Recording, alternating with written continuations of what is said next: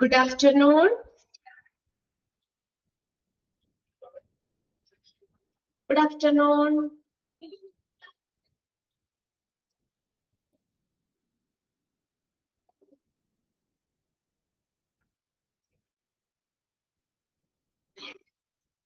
Okay, good afternoon. അപ്പോൾ നമ്മുടെ കഴിഞ്ഞ ക്ലാസ്സിൽ ആംബുലൻസ് സർവീസ് എന്ന് പറഞ്ഞ ചാപ്റ്റർ സ്റ്റാർട്ട് ചെയ്തായിരുന്നു അല്ലെ? അപ്പൊ അതിനകത്ത് നമ്മൾ ഫസ്റ്റ് എന്താ പറഞ്ഞേ, ആംബുലൻസിനെ പല ടൈപ്പ് ആയിട്ട് ക്ലാസിഫൈ ചെയ്തിട്ടുണ്ട്. അപ്പൊ ഫസ്റ്റ് നമ്മൾ കോമൺ ആയിട്ട് നമ്മൾ റോഡിലൂടെ പോകുന്ന ആംബുലൻസുകള്, പിന്നെ എയറിൽ കൂടെ പോകുന്ന ആംബുലൻസുകള്, ഓൺട്രെയിലൂടെ പോകുന്ന ആംബുലൻസുകള്, ഏതൊക്കെയാണ് അതിന്റെ എക്സാമ്പിളുമാണ് ആദ്യം നമ്മൾ പറഞ്ഞത്. പിന്നെ അടുത്തത് ഫങ്ഷണൽ ടൈപ്പ് അനുസരിച്ച് ആംബുലൻസിനെ 7 ആയിട്ട് ക്ലാസിഫൈ ചെയ്തിട്ടുണ്ട്. ഏതൊക്കെയായിരുന്നു നമ്മൾ പറഞ്ഞത്? എമർജൻസി ആവശ്യത്തിന് വേണ്ടിയിട്ട് എമർജൻസി ആംബുലൻസ്, പേഷ്യന്റിനെ ട്രാൻസ്പോർട്ട് ചെയ്യുന്ന patient transport ambulance, ambulance bus, charity provide ചെയ്യുന്ന ചാരിറ്റി ആംബുലൻസ്, ബാരിയാട്രിക് ആംബുലൻസ്, പിന്നെ rapid organ recovery ambulance, psychiatric ambulance. ഇങ്ങനെ ഫങ്ഷണൽ ടൈപ്പ് അനുസരിച്ച് ആംബുലൻസിനെ 7 ആയിട്ട് ക്ലാസിഫൈ ചെയ്തിട്ടുണ്ട്. ഇത്രയല്ലേ നമ്മൾ കഴിഞ്ഞ ക്ലാസ്സിൽ പറഞ്ഞത്? ഓക്കെ, ഇത്രയല്ലേ? മെസ്സേജ് ഇട്ടിട്ടുണ്ട്.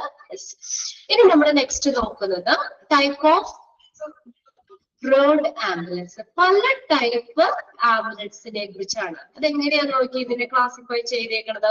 Based on the level of care.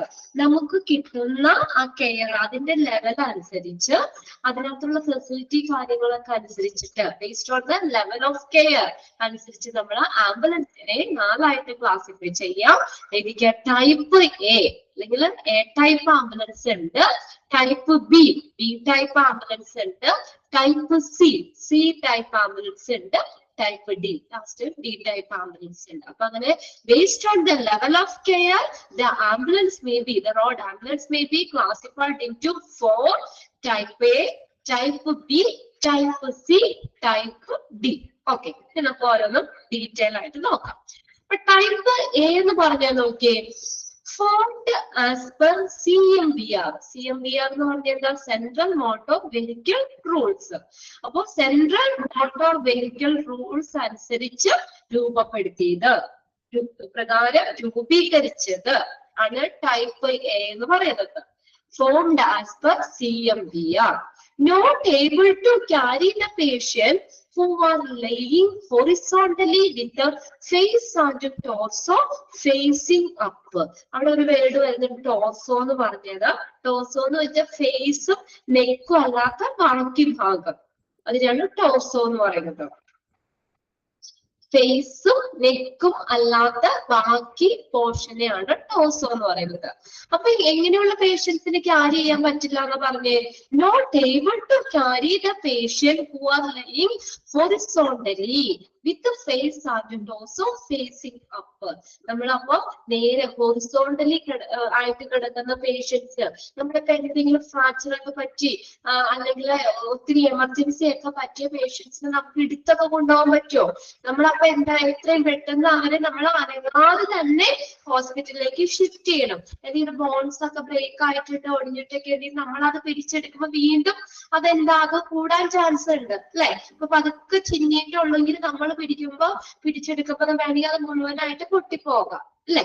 അപ്പൊ അതുകൊണ്ട് അങ്ങനെ ഇപ്പൊ എന്തെങ്കിലും നമ്മൾ അങ്ങനെ ഒടിവോ ഇതൊക്കെ വന്ന്, ടോസോ എന്ന് പറഞ്ഞാൽ നെക്കും ഫേസും അല്ലാത്ത ബാക്കി ഭാഗം, ബോഡിയുടെ ബാക്കി ഭാഗം, ഫേസും നെക്കും അല്ലാത്ത ബാക്കി ഭാഗം, അതിനാണ് ടോസോ എന്ന് പറയുന്നത്. ഇപ്പൊ ഇങ്ങനെ നമ്മള് ഒരു ഭയങ്കര എമർജൻസി ആയിട്ട് നമ്മൾ അനങ്ങാൻ പാടില്ലാതെ ഹോസ്പിറ്റലിലേക്ക് ഷിഫ്റ്റ് ചെയ്യേണ്ട കേസുകളില്ലേ? ഇപ്പൊ ബോൺസ് ഒക്കെ എല്ലൊക്കെ പൊട്ടുകയൊക്കെ ചെയ്ത് കഴിഞ്ഞാൽ നമ്മൾ അവരെ അനക്കാതെ, നമ്മൾ പിടിച്ചെടുക്കാൻ പാടില്ല, അവരെ അനക്കാത്ത രീതിയിൽ അത്രയും കെയർ കൊണ്ടുപോകേണ്ട കേസുകൾ ഉണ്ടല്ലോ. നേരെ അനങ്ങാതെ നേരെ കിടത്തി കൊണ്ടുപോകേണ്ട അങ്ങനെയുള്ള പേഷ്യൻസിനെ ഒന്നും ഈ ടൈപ്പ് എ ടൈപ്പ് ആംബുലൻസിൽ കൊണ്ടാകാൻ പറ്റില്ല എന്ന് പറയുന്നത്. Not able to carry the patient who are laying horizontally with the face and torso facing upward. പിന്നെ നോക്കിയേ, not to avail medical facility inside the vehicles. ഈ ആംബുലൻസിന്റെ ഉള്ളില് മെഡിക്കൽ ഫെസിലിറ്റി അവൈലബിൾ അല്ല, ഇല്ല. അപ്പൊ സാധാരണ ടൈപ്പ് ആംബുലൻസ് ആണ് ടൈപ്പ് എ എന്ന് പറഞ്ഞത്. അത് എന്താ, അധികം മെഡിക്കൽ ഫെസിലിറ്റീസ് ഒന്നുമില്ല, സാധാരണ ആംബുലൻസ് ആണ്. അതിന് വേറെ ഫെസിലിറ്റി ഒന്നും ഉള്ളില് ഇല്ല. ഓക്കെ, ആംബുലൻസിന്റെ ഉള്ളില് ഇല്ല, ഇതാണ് ടൈപ്പ് എ. അപ്പൊ നമ്മൾ അനങ്ങാൻ പാടില്ലാതെ വളരെ എമർജൻസി ആയിട്ട് വളരെ ശ്രദ്ധിച്ചു കൊണ്ടുപോകേണ്ട പേഷ്യൻസിനെ ഒന്നും ഈ ആംബുലൻസിൽ കൊണ്ടുപോകാൻ പറ്റില്ല. ക്ലിയർ ആയോ? ടൈപ്പ് എ CMVR റൂൾസ് പ്രകാരം രൂപീകരിച്ചതാണ്. പിന്നെ ഹൊറിസോണ്ടലി കിടക്കുന്ന പേഷ്യൻസിനെ ഒന്നും ഇതിൽ കൊണ്ടുപോകാൻ പറ്റില്ല. മെഡിക്കൽ ഫെസിലിറ്റി ഒന്നും ഈ വെഹിക്കിളിന്റെ ഉള്ളില് ഇല്ല, വേറെ മെഡിക്കൽ ഫെസിലിറ്റി ഒന്നും ഇല്ല. ഈ 3 കാര്യങ്ങളാണ് അതിനകത്ത് വരുന്നത് ടൈപ്പ് എ. സാധാരണ ടൈപ്പ് ആംബുലൻസ് ആണ്, അതിൽ വേറെ ഫെസിലിറ്റി ഒന്നും ഇല്ല. സാധാരണ പേഷ്യൻസിനെ ട്രാൻസ്പോർട്ട് ചെയ്യാം, വേറെ ഉള്ളിൽ വേറെ ഫെസിലിറ്റിയോ കാര്യങ്ങളോ ഒന്നും ഇല്ലാത്ത ആംബുലൻസ്. ഓക്കെ, പിന്നെ നോക്കിയേ, ഇപ്പൊ നമ്മൾ പറഞ്ഞു നമ്മള് എന്താ നേരെ ഇങ്ങനെ എമർജൻസി ആയിട്ട് പേഷ്യൻസിനെ അനങ്ങാതെ കൊണ്ടുപോകാൻ പറ്റുമെങ്കിൽ അതിനുള്ള ഫെസിലിറ്റി വേണ്ടേ? അവരെ അനങ്ങാതെ കിടത്താൻ പറ്റുന്ന ഫെസിലിറ്റി അതിന് വേണം. അപ്പൊ ഇങ്ങനെയുള്ള പേഷ്യൻസിനെ ഒന്നും ടൈപ്പ് ആംബുലൻസ് കൊണ്ടുപോകാൻ പറ്റില്ല. എന്തുകൊണ്ടാ? അതിന്റെ ഉള്ളിൽ ഫെസിലിറ്റി ഒന്നുമില്ല, മെഡിക്കൽ ഫെസിലിറ്റി ഒന്നും ഇല്ല കേട്ടോ. Not to avail medical facility inside the vehicle. ഇനി നോക്കിയേ, type B. B type ambulance എന്താ? പേഷ്യന്റ് ട്രാൻസ്പോർട്ട് വെഹിക്കിൾ ആണ്. ടൈപ്പ് എ നോക്കിയ മെഡിക്കൽ ഫസ്റ്റ് റെസ്പോണ്ടർ ആണ്, medical first responder type A. Type B എന്ന് പറഞ്ഞാൽ പേഷ്യന്റ് ട്രാൻസ്പോർട്ട് വെഹിക്കിൾ, പേഷ്യൻസിനെ transport ചെയ്യാൻ പറ്റുന്ന വെഹിക്കിള്. ടൈപ്പ് പോലെ തന്നെയാണ്. നോക്കിയേ, normally crewed by the staff with lesser qualification than the crews of the emergency ambulance. Emergency ആംബുലൻസിലെ ജോലിക്കാര്, ക്രൂ എന്ന് പറഞ്ഞ ജോലിക്കാര്, സ്റ്റാഫ് ആണ് ക്രൂ, CREW, ക്രൂ, ജോലിക്കാര്. അപ്പൊ എമർജൻസി ആംബുലൻസിൽ വർക്ക് ചെയ്യുന്ന സ്റ്റാഫുകൾ, അവരുടെ അത്രയും ക്വാളിഫിക്കേഷൻ വേണ്ട, അവരെക്കായും കുറച്ച് ക്വാളിഫൈഡ് ആയിട്ടുള്ള സ്റ്റാഫ് മതി ഈ ടൈപ്പ് ബിയില്. ഓക്കെ, അതാ പറഞ്ഞേക്കുന്നേ. Crewed by the staff with the lesser qualification than the crews of an emergency ambulance. Emergency ambulance work ചെയ്യുന്ന ക്രൂസ് ഇല്ലേ, അവരെക്കായി ക്വാളിഫിക്കേഷൻ കുറഞ്ഞ ആളുകൾ മതി, സ്റ്റാഫ് മതി ഈ ടൈപ്പ് ബി എന്ന് പറഞ്ഞ ബി ടൈപ്പ് ആംബുലൻസില്. എന്താ അവർക്കുള്ള duty? Duty of transporting patient to from or between places of medical treatment such as hospital. ഹോസ്പിറ്റലിലേക്ക് പേഷ്യൻസിനെ ട്രാൻസ്പോർട്ട് ചെയ്യുക എന്നുള്ളത് മാത്രമേ ഉള്ളൂ. അല്ലാതെ വേറെ എക്യുപ്മെന്റ്സുകളൊക്കെ വർക്ക് ചെയ്യാനോ അതൊക്കെ എങ്ങനെയാന്നുള്ളതൊന്നും അതൊന്നും അറിയേണ്ട ആവശ്യമില്ല അവർക്ക്. ഓക്കെ, അതാണ് ടൈപ്പ് ബിയില് വരുന്നത്. ഡ്യൂട്ടി എന്താ? Duty of transporting patient to from or between places of medical treatment such as hospital. ഇപ്പൊ നമ്മൾ പറഞ്ഞു ഡയാലിസിസ് ചെയ്യണം, പേഷ്യൻസിനെ ഹോസ്പിറ്റലിലേക്ക് കൊണ്ടുപോകണം. അത് അപ്പൊ ഈ ടൈപ്പ് മതി, സാധാരണ ടൈപ്പ് ആംബുലൻസ് മതി, വേറെ ഫെസിലിറ്റി ഒന്നും വേണ്ട അതില്. അതുപോലെ തന്നെ സ്ക്രീൻ കാണുന്നില്ലേ നിങ്ങള്? ഷെയർ ചെയ്തേക്കുന്നത് സ്ക്രീൻ കാണുന്നില്ലേ? എസ് എന്ന് ഇട്ടിട്ടുണ്ടല്ലോ, ഉണ്ടെന്ന് ഇട്ടിട്ടുണ്ടല്ലോ എല്ലാവരും. ഓക്കെ, അടുത്ത അപ്പൊ അതിനെ നോക്കിയേ, അടുത്ത എന്താ പറഞ്ഞേക്കുന്നത്? അപ്പൊ എന്താ പറഞ്ഞത് നമ്മള്? അപ്പൊ എമർജൻസി ആംബുലൻസിൽ വർക്ക് ചെയ്യുന്ന സ്റ്റാഫുകൾക്ക് അങ്ങനെയുള്ള എക്യുപ്മെന്റ്സുകളൊക്കെ ഹാൻഡിൽ ചെയ്യാൻ അത്യാവശ്യം അറിയണം. പക്ഷെ ഇവിടെ ടൈപ്പ് ബിയില് അവരെക്കായും എമർജൻസി ആംബുലൻസിൽ വർക്ക് ചെയ്യുന്ന ജോലിക്കാരെക്കായും ക്വാളിഫിക്കേഷൻ കുറഞ്ഞ ക്രൂസ് മതി ഈ ടൈപ്പ് ബിയില്, ബി ടൈപ്പ് ആംബുലൻസില്. ഇനി അവരുടെ ഡ്യൂട്ടി എന്താ പറഞ്ഞേ? ട്രാൻസ്പോർട്ടിംഗ് പേഷ്യൻസിനെ ട്രാൻസ്പോർട്ട് ചെയ്യുക. ഇപ്പൊ റെപ്സിക്കാണ് കാണാൻ പറ്റാമെങ്കിൽ ജസ്റ്റ് ഒന്ന് ലീവ് ചെയ്തിട്ട് ഒന്നുകൂടി ജോയിൻ ചെയ്ത് നോക്കട്ടോ.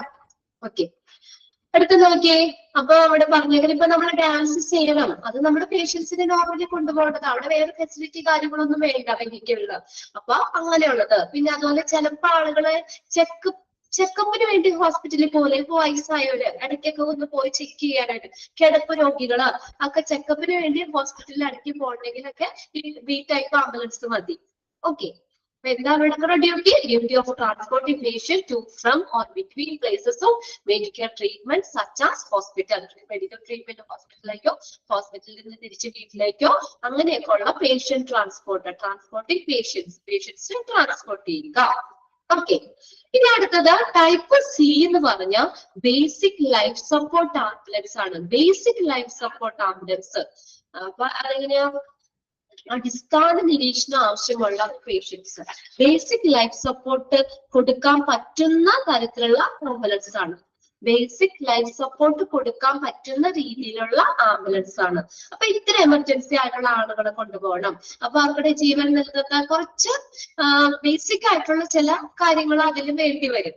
ആ ആംബുലൻസിൽ അതിനുള്ള ഫെസിലിറ്റി വേണം. അങ്ങനെയുള്ളതാണ് ടൈപ്പ് സി എന്ന് പറഞ്ഞത്, ബേസിക് ലൈഫ് സപ്പോർട്ട് ആംബുലൻസ്. അപ്പൊ ബേസിക് ലൈഫ് സപ്പോർട്ട് ആംബുലൻസ് അത് ആ ഫെസിലിറ്റി ഉള്ളത് ഏത് ടൈപ്പ് ആംബുലൻസിലാ? ടൈപ്പ് സിയിലാണ്. ബേസിക് ലൈഫ് സപ്പോർട്ട് ഫെസിലിറ്റി ഉള്ളത് ടൈപ്പ് സി ആംബുലൻസിലാണ്. നോക്കിയേ, a vehicle design for efficiency and comfort in the working environment, suitability, equipped and suitable staff for transport and treatment of patients requiring non-invasive airway management or basic monitoring. Basic monitoring, അടിസ്ഥാന നിരീക്ഷണം ആവശ്യമുള്ള പേഷ്യൻസിന്, അല്ലെങ്കിൽ non invasive airway. Non invasive എന്ന് പറഞ്ഞാൽ എന്താ? ആക്രമണാത്മകമല്ലാത്ത airway management, അതായത് oxygen cylinder ഒക്കെ, അതൊക്കെ ബ്രീത്തിങ്ങിന് ബുദ്ധിമുട്ടുള്ളവർക്ക് കൊടുക്കുന്നതാണ് ഓക്സിജൻ സിലിണ്ടർ. അങ്ങനെയുള്ള non invasive airway management, basic monitoring, അടിസ്ഥാന നിരീക്ഷണം ആവശ്യമുള്ള പേഷ്യൻസിനെയൊക്കെ ട്രാൻസ്പോർട്ട് ചെയ്യാൻ വേണ്ടിയിട്ടാണ് ഈ ടൈപ്പ് സി ആംബുലൻസ് ഉള്ളത്. അപ്പൊ എന്ത് വേണം? അതില് സ്യൂട്ടബിൾ, അതിന് ആവശ്യമായിട്ടുള്ള എക്യുപ്മെന്റ്സ് വേണ്ടേ? ഇപ്പൊ ഓക്സിജൻ സിലിണ്ടർ, ബി പി, അവിടുത്തെ താഴെ പറയുന്ന ബി പി മോണിറ്റർ, സ്റ്റെതസ്കോപ്പ്, ഇങ്ങനെയുള്ള ഈ ബേസിക് ആയിട്ടുള്ള ലൈഫ് സപ്പോർട്ട് എക്യുപ്മെന്റ്സുകൾ ആ ആംബുലൻസിൽ വേണം, അല്ലെ? അപ്പൊ അതുപോലെ തന്നെ അതിനനുസരിച്ചുള്ള സ്റ്റാഫും വേണം. ആ എക്യുപ്മെന്റ്സുകളൊക്കെ വെക്കാൻ പറ്റുന്നതും, അതുപോലെ അതേക്കുറിച്ച് കുറച്ച് നോളജ് ഉള്ള അതിന് സ്യൂട്ടബിൾ ആയിട്ടുള്ള സ്റ്റാഫും വേണം ഈ ടൈപ്പ് സി ടൈപ്പ് ആംബുലൻസിൽ. ഓക്കെ, അപ്പൊ അതെങ്ങനെയാ നമ്മള് നോക്കിയേ, ഒരു പ്രത്യേക രീതിയിൽ ഡിസൈൻ ചെയ്തിട്ടുള്ളത്. Vehicle design for efficiency and comfort. Efficiency, കാര്യക്ഷമമായുള്ള രീതിയില്, ഇത് കംഫോർട്ട് ആയിട്ടുള്ള രീതിയിൽ, ആ സൗകര്യത്തിന്, വർക്കിംഗ് എൻവയോൺമെന്റ്, ജോലി ചെയ്യുന്ന അന്തരീക്ഷത്തില് കാര്യക്ഷമതയ്ക്കും അതുപോലെ തന്നെ അതിന്റെ സൗകര്യത്തിന് വേണ്ടിയിട്ട് പ്രത്യേകം ഡിസൈൻ ചെയ്തിട്ടുള്ള ഒരു വെഹിക്കിളാണ്. അതിൽ നല്ല സ്യൂട്ടബിൾ ആയിട്ടുള്ള എക്യുപ്മെന്റ്സ് വേണം. അതൊക്കെ ഹാൻഡിൽ ചെയ്യാൻ അറിയാവുന്ന സ്റ്റാഫും വേണം. ഓക്കെ, അത് അങ്ങനെയുള്ള എക്യുപ്മെന്റ്സും വേണം. അത് അറിയാൻ പറ്റുന്ന ആ എക്യുപ്മെന്റ്സുകളൊക്കെ ഹാൻഡിൽ ചെയ്യാൻ അറിയാവുന്ന സ്റ്റാഫും വേണം. അങ്ങനെയുള്ളതാണ് സി ടൈപ്പ് ആംബുലൻസ് എന്ന് പറയുന്നത്. അടിസ്ഥാന നിരീക്ഷണം, ബേസിക് മോണിറ്ററിംഗ് ആവശ്യമുള്ള, നോൺ ഇൻവാസീവ് എയർവേ, ആക്രമണാത്മകമല്ലാത്ത എയർവേ മാനേജ്മെന്റ്, അതൊക്കെ ആവശ്യമായിട്ടുള്ള പേഷ്യൻസിനെ ട്രാൻസ്പോർട്ട് ചെയ്യാൻ വേണ്ടിയുള്ളതാണിത്. Okay, it is arranged with the life support equipment, basic life support equipment, oxygen cylinder, BP monitor, stethoscope, ഇങ്ങനെ ബേസിക് ആയിട്ടുള്ള നമ്മളെ എക്യുപ്മെന്റ്സുകളും കൂടി ഇതിനകത്ത് വേണം.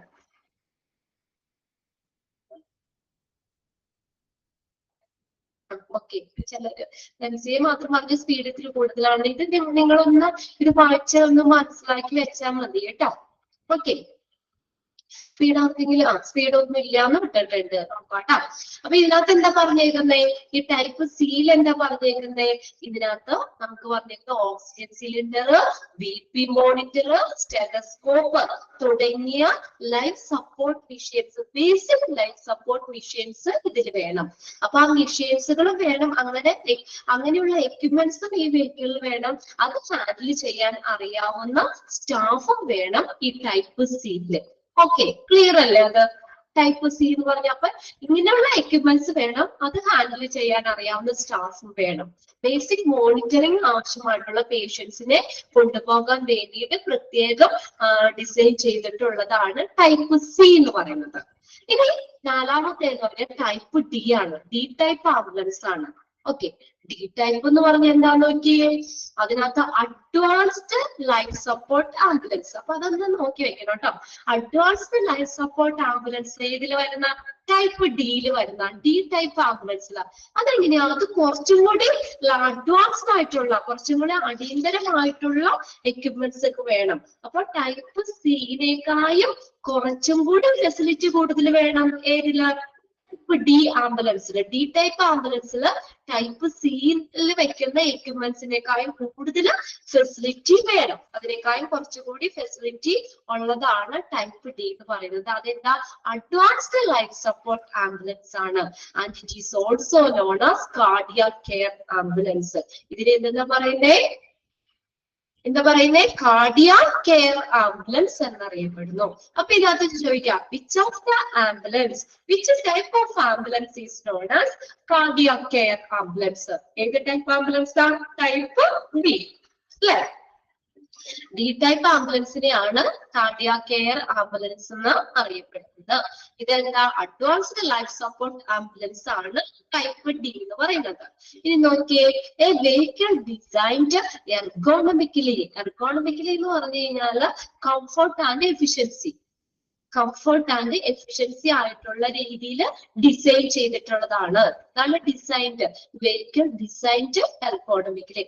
കംഫർട്ട് ആൻഡ് എഫിഷ്യൻസി, നല്ല കംഫർട്ട് ആയിട്ടുള്ളതും നല്ല എഫിഷ്യൻസി ആയിട്ടുള്ളതും അങ്ങനെ ഡിസൈൻ ചെയ്തിട്ടുള്ളതാണ്.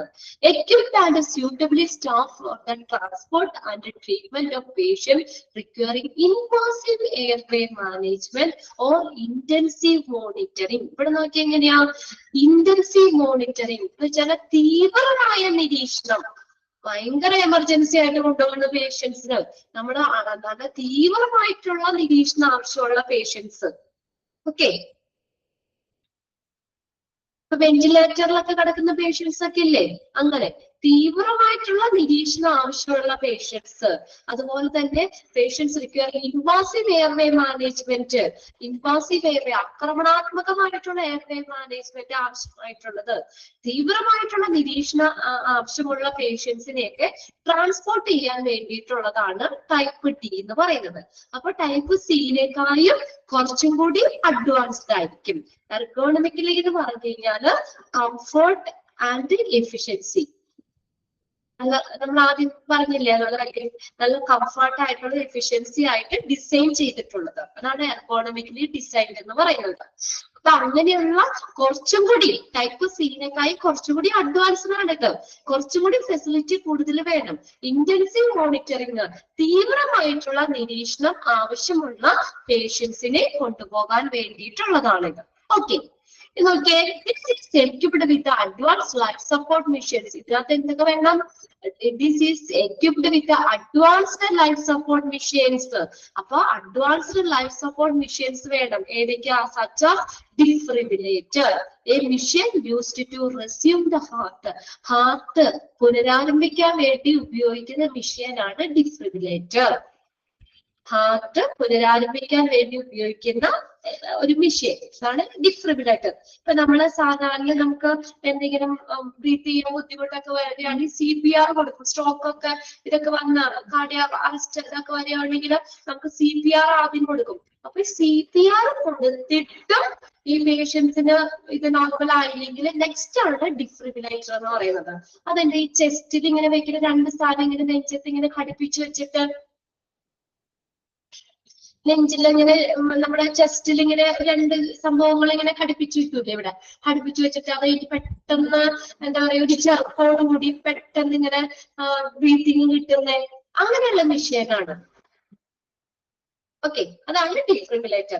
അപ്പൊ CPR കൊടുത്തിട്ടും നോർമൽ ആവാത്ത കേസുകളിൽ നെക്സ്റ്റ് കൊടുക്കുന്നതാണ് ഡിഫിബ്രിലേറ്റർ എന്ന് പറയുന്നത്.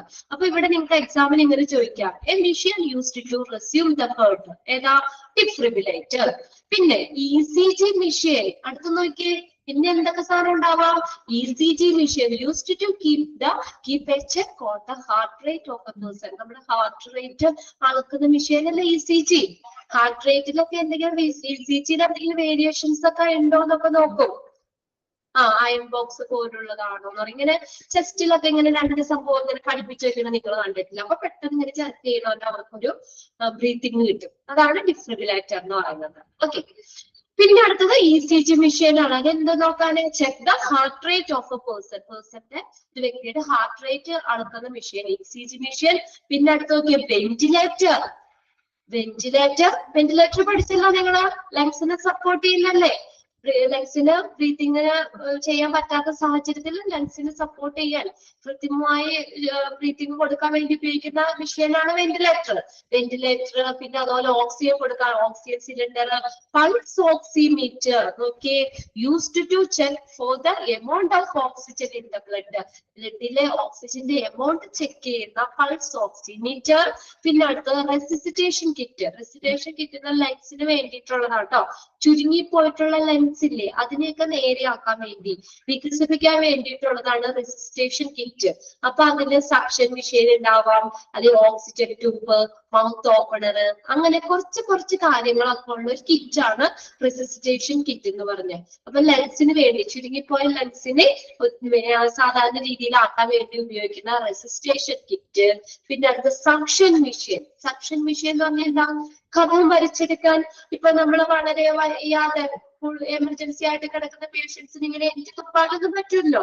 വായിൽ ഇങ്ങനെ കഫം നിറയുമ്പോൾ എന്ത് ചെയ്യുന്നു? അത് സക്ക് ചെയ്തെടുക്കാൻ ഉപയോഗിക്കുന്ന സക്ഷൻ മെഷീൻ. പിന്നെ അത് നെബുലൈസ് ചെയ്യാൻ വേണ്ടി ഉപയോഗിക്കുന്ന നെബുലൈസർ, BP അപ്പാരറ്റസ്. ഇങ്ങനെയുള്ള ഈ എക്യുപ്മെന്റ്സുകൾ എല്ലാവരും ഉണ്ടാവും ഇതിന് ടൈപ്പ് ഡിയില്. D type ambulance. അപ്പൊ അത്രയും അഡ്വാൻസ്ഡ് ലൈഫ് സപ്പോർട്ട് മെഷീൻസുകൾ ഈ ടൈപ്പ് ഡിയിൽ ഉണ്ടായിരിക്കും. അപ്പൊ ഏറ്റവും അഡ്വാൻസ്ഡ് ആംബുലൻസ് ഏതാണ്? ടൈപ്പ് ഡി ആണ്. അതിൽ ഇങ്ങനെയുള്ള എല്ലാ ഫെസിലിറ്റീസും ഉണ്ടായിരിക്കും. അപ്പൊ അതിനനുസരിച്ചുള്ള ക്രൂസ് ഇതൊക്കെ ഒന്ന് ഹാൻഡിൽ ചെയ്യാനൊക്കെ അറിയുന്ന തരത്തിലുള്ള ക്വാളിഫൈഡ് ആയിട്ടുള്ള ആളുകളായിരിക്കണം അവിടുത്തെ ആംബുലൻസിലെ ക്രൂസ് എന്ന് പറയുന്നത്, ജോലിക്കാരെന്ന് പറയുന്നത്. ഓക്കെ, അപ്പൊ അങ്ങനെ നമ്മൾ വളരെ കെയർ കൊടുക്കേണ്ട, തീവ്രമായിട്ടുള്ള നിരീക്ഷണം ആവശ്യമുള്ള പേഷ്യൻസിനെ ട്രാൻസ്പോർട്ട് ചെയ്യാൻ വേണ്ടിയിട്ടുള്ളതാണ് ടൈപ്പ് ഡി ആംബുലൻസ്. ഇനി ഈ പറഞ്ഞ ലൈഫ് സപ്പോർട്ട് മെഷീൻസുകളൊക്കെ, അഡ്വാൻസ്ഡ് ലൈഫ് സപ്പോർട്ട് മെഷീൻസുകളൊക്കെ ടൈപ്പ് ഡിയിൽ ഉണ്ടായിരിക്കും. ക്ലിയർ ആണോ? ഓക്കെ അല്ലേ? ഓക്കെ, ഇനി ഇപ്പൊ നമ്മൾ സക്ഷൻ മെഷീൻ എന്ന് പറഞ്ഞാൽ എന്താ? നമ്മള് വായിലൊക്കെ ഇങ്ങനെ കിടപ്പായിട്ടുള്ള പേഷ്യൻസ് ഒക്കെ ഇല്ലേ? അപ്പൊ അവരുടെ വായിൽ ഇങ്ങനെ കഫമൊക്കെ വന്ന് നിറയൂലേ, കിടപ്പ് രോഗികളൊക്കെ. അപ്പൊ അവർക്ക് എനിക്ക് തുപ്പിക്കളയാനൊന്നും പറ്റൂല. അപ്പൊ അങ്ങനെ വായില് കഫമൊക്കെ വന്ന് നിറയുമ്പോ അത് സക്ക് ചെയ്തെടുക്കാൻ, അതാണ് സക്ഷൻ. വലിച്ചെടുക്കാൻ, സക്ക് ചെയ്യുക, വലിച്ചെടുക്കാൻ വേണ്ടി ഉപയോഗിക്കുന്ന മെഷീൻ സക്ഷൻ മെഷീൻ. ഓക്കെ, അപ്പൊ ഇതെല്ലാം നമ്മൾ എന്താ പറഞ്ഞേ? ആംബുലൻസില് നമ്മൾ പേഷ്യൻസിന് വേണ്ടിയിട്ടുള്ള എക്യുപ്മെന്റ്സ് അല്ലേ പറഞ്ഞത്? ആംബുലൻസിൽ ട്രാൻസ്പോർട്ട് സമയത്ത് പേഷ്യന്റിന് വേണ്ട എക്യുപ്മെന്റ്സുകളാണ് ഇപ്പൊ നമ്മൾ പറഞ്ഞത്. ഇതിങ്ങനെയുള്ള എക്യുപ്മെന്റ്സ്. അപ്പൊ ഓരോ ആംബുലൻസിന്റെ ടൈപ്പ് അനുസരിച്ച് ടൈപ്പ് എയിലും ബിയിലും ഫെസിലിറ്റി ഒന്നും ഇല്ല. ഓക്കെ, സാധാരണ ആംബുലൻസ് ആണ് ടൈപ്പ് എയും ബിയും. എന്നാൽ സിയില് നമ്മൾ പറഞ്ഞു ബേസിക് ലൈഫ് സപ്പോർട്ട് മെഷീൻസ് വേണം എന്ന് പറഞ്ഞു.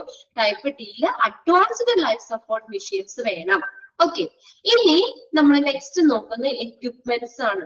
എക്യുപ്മെന്റ്സ് എന്ന് പറഞ്ഞു കഴിഞ്ഞാൽ അപ്പൊ ഇവിടെ നമ്മൾ കുറച്ച് എക്യുപ്മെന്റ്സ് പറഞ്ഞില്ലേ? പേഷ്യൻസിനെ ട്രീറ്റ്മെന്റിന് ഹെൽപ്പ് ചെയ്യുന്ന എക്യുപ്മെന്റ്സ്. അത് കൂടാതെ അതിന് പുറമെ ആംബുലൻസിൽ കുറച്ച് എക്യുപ്മെന്റ്സ് ഉണ്ട്, കുറച്ച് ഉപകരണങ്ങളുണ്ട്. നേരിട്ട് അപ്പൊ ആംബുലൻസിൽ നേരിട്ട് ഉപയോഗിക്കുന്ന ഉപകരണങ്ങൾക്ക് പുറമെ വേറെ കുറച്ച് എക്യുപ്മെന്റ്സുകൾ ഉണ്ട്. അതാണ് ഇനി നമ്മൾ നോക്കാൻ പോകുന്നത്. Okay, beside the equipments mainly used for the treatment of the patients. പേഷ്യൻസിനെ ട്രീറ്റ്മെന്റ് ചെയ്യാൻ ഉപയോഗിക്കുന്ന ഉപകരണങ്ങൾക്ക് പുറമെ ആംബുലൻസിന് വേറെ കുറച്ച് എക്യുപ്മെന്റ്സ് ഉണ്ട്. Ambulance should be fitted with a range of extra equipments which are used in order to case of patient care. അപ്പൊ അത് കൂടാതെ ആംബുലൻസിലെ ഇപ്പൊ അങ്ങനെയുള്ള ഉപകരണങ്ങൾക്ക് പുറമെ ആംബുലൻസിലെ എക്സ്ട്രാ എക്യുപ്മെന്റ്സും ഉണ്ട്. അത് ഏതൊക്കെയാണ് നമ്മൾ നോക്കുന്നത്? ഫസ്റ്റത്തെയാണ് ടൂ വേ റേഡിയോ. എന്താണ് ടൂ വേ റേഡിയോ? രണ്ടാമത്തെയാണ് മൊബൈൽ ഡേറ്റ ടെർമിനൽ. ഇതൊക്കെ ആംബുലൻസിലുള്ള ഉപയോഗിക്കുന്ന എക്യുപ്മെന്റ്സ് ആട്ടോ. Evidence gathering CCTV. അടുത്തത് tail lift or ramp. Next trauma lighting. Next air conditioning. അടുത്തത് ഡേറ്റ റെക്കോർഡ്സ്. ഇങ്ങനെയുള്ള ഇത്രയും എക്യുപ്മെന്റ്സ് കൂടി ഉണ്ട് ആംബുലൻസിൽ. അതിനകത്ത് നോക്കാം two way radio. Two way radio എന്ന് പറഞ്ഞാൽ കമ്മ്യൂണിക്കേഷന് വേണ്ടിയുള്ളതാണ്. അതൊന്ന് നോട്ട് ചെയ്തവിടെ. ടൂ വേ റേഡിയോ എന്തിനാ? കമ്മ്യൂണിക്കേഷന് വേണ്ടിയുള്ളതാണ് two way radio. Okay, not ചെയ്തോ? കമ്മ്യൂണിക്കേഷന് വേണ്ടിയിട്ടുള്ളതാണ് ടൂ വേ റേഡിയോ. അതായത് ആംബുലൻസിലെ ക്രൂസില്ലേ, ജോലിക്കാരും ഹോസ്പിറ്റലുകാരും തമ്മിൽ ഒരു നല്ലൊരു കമ്മ്യൂണിക്കേഷന് വേണ്ടിയിട്ട് ഉപയോഗിക്കുന്ന ഒരു എക്യുപ്മെന്റ് ആണ് ടൂ വേ റേഡിയോ എന്ന് പറയുന്നത്. ഇവിടെ നോക്കിയേ, this one is the most important piece of equipment in present day emergency medical services, since allows for the issuing of the job to the ambulance and can permit the crew to pass the information back to control or to the hospital. For example, priority message to warn the hospital of the imminent arrival of a critical patient. അവിടെ ഒരു example പറഞ്ഞിട്ടുണ്ട്, അതുകൂടി പറയുമ്പോൾ നിങ്ങൾക്ക് അത് clear ആവും. അപ്പൊ ഇപ്പോ എമർജൻസി മെഡിക്കൽ സർവീസിൽ ഉപയോഗിക്കുന്ന ഏറ്റവും പ്രധാനപ്പെട്ട ഒരു എക്യുപ്മെന്റ് ആണ് ഇത് ടൂ വേ റേഡിയോ എന്ന് പറയുന്നത്. എമർജൻസി മെഡിക്കൽ സർവീസിൽ ഉപയോഗിക്കുന്ന, വോയിസ് ക്ലിയർ അല്ലേ? എമർജൻസി മെഡിക്കൽ സർവീസിൽ ഉപയോഗിക്കുന്ന ഒരു ഏറ്റവും ഇമ്പോർട്ടന്റ് ആയിട്ടുള്ള ഒരു എക്യുപ്മെന്റ് ആണ് ടൂ വേ റേഡിയോ. എന്തിനു വേണ്ടിയാന്ന് പറഞ്ഞേ? കമ്മ്യൂണിക്കേഷന് വേണ്ടിയിട്ട്, കമ്മ്യൂണിക്കേറ്റ് ചെയ്യാൻ വേണ്ടിയിട്ടാണ് ടൂ വേ റേഡിയോ ഉപയോഗിക്കുന്നത്. അതായത് ഇവിടെ എക്സാമ്പിൾ ഇവിടെ പറഞ്ഞേക്കുന്നത് നോക്കിയേ. ഫോർ എക്സാമ്പിൾ ആയിട്ട് ഇപ്പൊ നമ്മളെ ഹോസ്പിറ്റലിൽ നിന്ന് നമ്മള് ഒരു എമർജൻസി ആയിട്ട് ഒരു പേഷ്യൻസിനെ ഒരു ഹോസ്പിറ്റലിൽ നിന്ന് വേറെ ഹോസ്പിറ്റലിലേക്ക് പേഷ്യൻസിനെ ഒക്കെ ഷിഫ്റ്റ് ചെയ്യൂലേ? ഷിഫ്റ്റ് ചെയ്യുന്ന സമയത്ത് നമ്മൾ ആ ആംബുലൻസിലെ ക്രൂസിന് ആ ചെല്ലുന്ന കൊണ്ടുപോകുന്ന ആ പേഷ്യൻസിനെ കൊണ്ടുപോകേണ്ട ഹോസ്പിറ്റലില്ലേ, ആ ഹോസ്പിറ്റലിലേക്ക് എന്തെങ്കിലും ഇൻഫർമേഷൻ പാസ് ചെയ്യാൻ. അപ്പൊ അവർക്ക് എന്ത് ചെയ്യാം? ആ ഹോസ്പിറ്റലിലേക്ക് ആംബുലൻസ് എത്തിയിട്ട് എമർജൻസി ആയിട്ട് കൊണ്ടുപോകുന്ന കേസാണ്. അപ്പൊ അവിടെ ചെന്നിട്ട് അവരെ അറിയിച്ചാൽ മതിയോ? അപ്പൊ എന്താ, ഓൺ ദ വേയില് ആ ഡ്രൈവറിന് എന്താ ഞങ്ങളിങ്ങനെ എമർജൻസി പേഷ്യൻസുമായിട്ട് ഹോസ്പിറ്റലിലേക്ക് വരുന്നുണ്ട് എന്ന് അവർ ഹോസ്പിറ്റലിൽ എത്തുന്നതിന് മുന്നേ അവർക്കൊരു മെസ്സേജ് കൊടുക്കാൻ വേണ്ടി ഉപയോഗിക്കുന്നതാണ് ടൂ വേ റേഡിയോ എന്ന് പറയുന്നത്. അപ്പൊ അതായത് നമ്മൾ പറയില്ലേ, ഇപ്പൊ നമ്മളപ്പോ പേഷ്യൻസ് ചെല്ലുമ്പോഴത്തേക്ക് അവിടെ എല്ലാ സജ്ജീകരണം റെഡി ആവണം. ഇപ്പൊ സ്ട്രക്ചർ അല്ലാതെ പേഷ്യന്റ് വന്നിട്ട് പിന്നെ ഈ അവിടുത്തെ സ്റ്റാഫിന് വിട്ട് സ്ട്രക്ചർ എടുപ്പിച്ചിട്ടുണ്ടാകാൻ അങ്ങനെയൊന്നും പറ്റൂല. അപ്പൊ ഞങ്ങളിങ്ങനെ പുറപ്പെട്ടു ഒരു 5 മിനിറ്റ് കൊണ്ട് ഞങ്ങൾ അല്ലെങ്കിൽ 10 മിനിറ്റ് കൊണ്ട് ഞങ്ങളിപ്പോ ഹോസ്പിറ്റലിൽ എത്തുമെന്ന് നേരത്തെ ഇൻഫർമേഷൻ കൊടുക്കുക. അപ്പൊ എന്ത് ചെയ്യുന്നു, അവിടുത്തെ സ്റ്റാഫ് സ്ട്രക്ചറുമായിട്ട് അവിടെ വെയിറ്റിംഗിലായിരിക്കും. അപ്പൊ ചെന്ന് ആംബുലൻസ് നിൽക്കുന്ന ആ ടൈമില് 1 മിനിറ്റ് പോലും കളയാതെ പേഷ്യന്റിന് നേരെ ആ സ്ട്രക്ചറിലേക്ക് എന്താ മാറ്റാം. എമർജൻസി ആയിട്ട് ഇപ്പൊ ഓപ്പറേഷൻ ഒക്കെ വേണമെങ്കിൽ അപ്പൊ തന്നെ അവർക്ക് ഓപ്പറേഷൻ തിയേറ്ററും ഒക്കെ സജ്ജമാക്കി വെക്കാൻ വേണ്ടിയിട്ട്. അപ്പൊ ഒരു പ്രിയോറിറ്റി, അതായത് ഒരു മുൻകൂട്ടി പറയുകയാണ്. അതിന് അങ്ങനെ ഇൻഫർമേഷൻ കൊടുക്കാൻ വേണ്ടിയിട്ടാണ് ടൂ വേ റേഡിയോ ഉപയോഗിക്കുന്നത്. ക്ലിയർ ആയോ നോക്കിയേ? ഡ്രൈവേഴ്സും ഹോസ്പിറ്റലിലുള്ള ആളുകളും തമ്മിൽ മെസ്സേജ് ട്രാൻസ്ഫർ ചെയ്യാൻ വേണ്ടിയിട്ടാണ്. ഓക്കെ, അപ്പൊ ഓൺ ദ വേയില് ആ ഡ്രൈവറിനെ വിളിച്ച് പറയാം, ഇന്ന പേഷ്യന്റുമായിട്ട് ഞങ്ങള് 15 മിനിറ്റിനുള്ളിൽ ഹോസ്പിറ്റലിൽ എത്തും, അല്ലെങ്കിൽ ഇന്ന കാര്യമാണെന്നുള്ളതൊക്കെ നമുക്ക് ഓൺ ദ വേയിലും പറയാം. അപ്പൊ അവരവിടെ അവർക്ക് ആ പേഷ്യന്റ് വേണ്ട ട്രീറ്റ്മെന്റ് കാര്യങ്ങൾ ഫെസിലിറ്റി റെഡിയാക്കി വെക്കും. ഓക്കെ, മനസ്സിലായില്ലേ?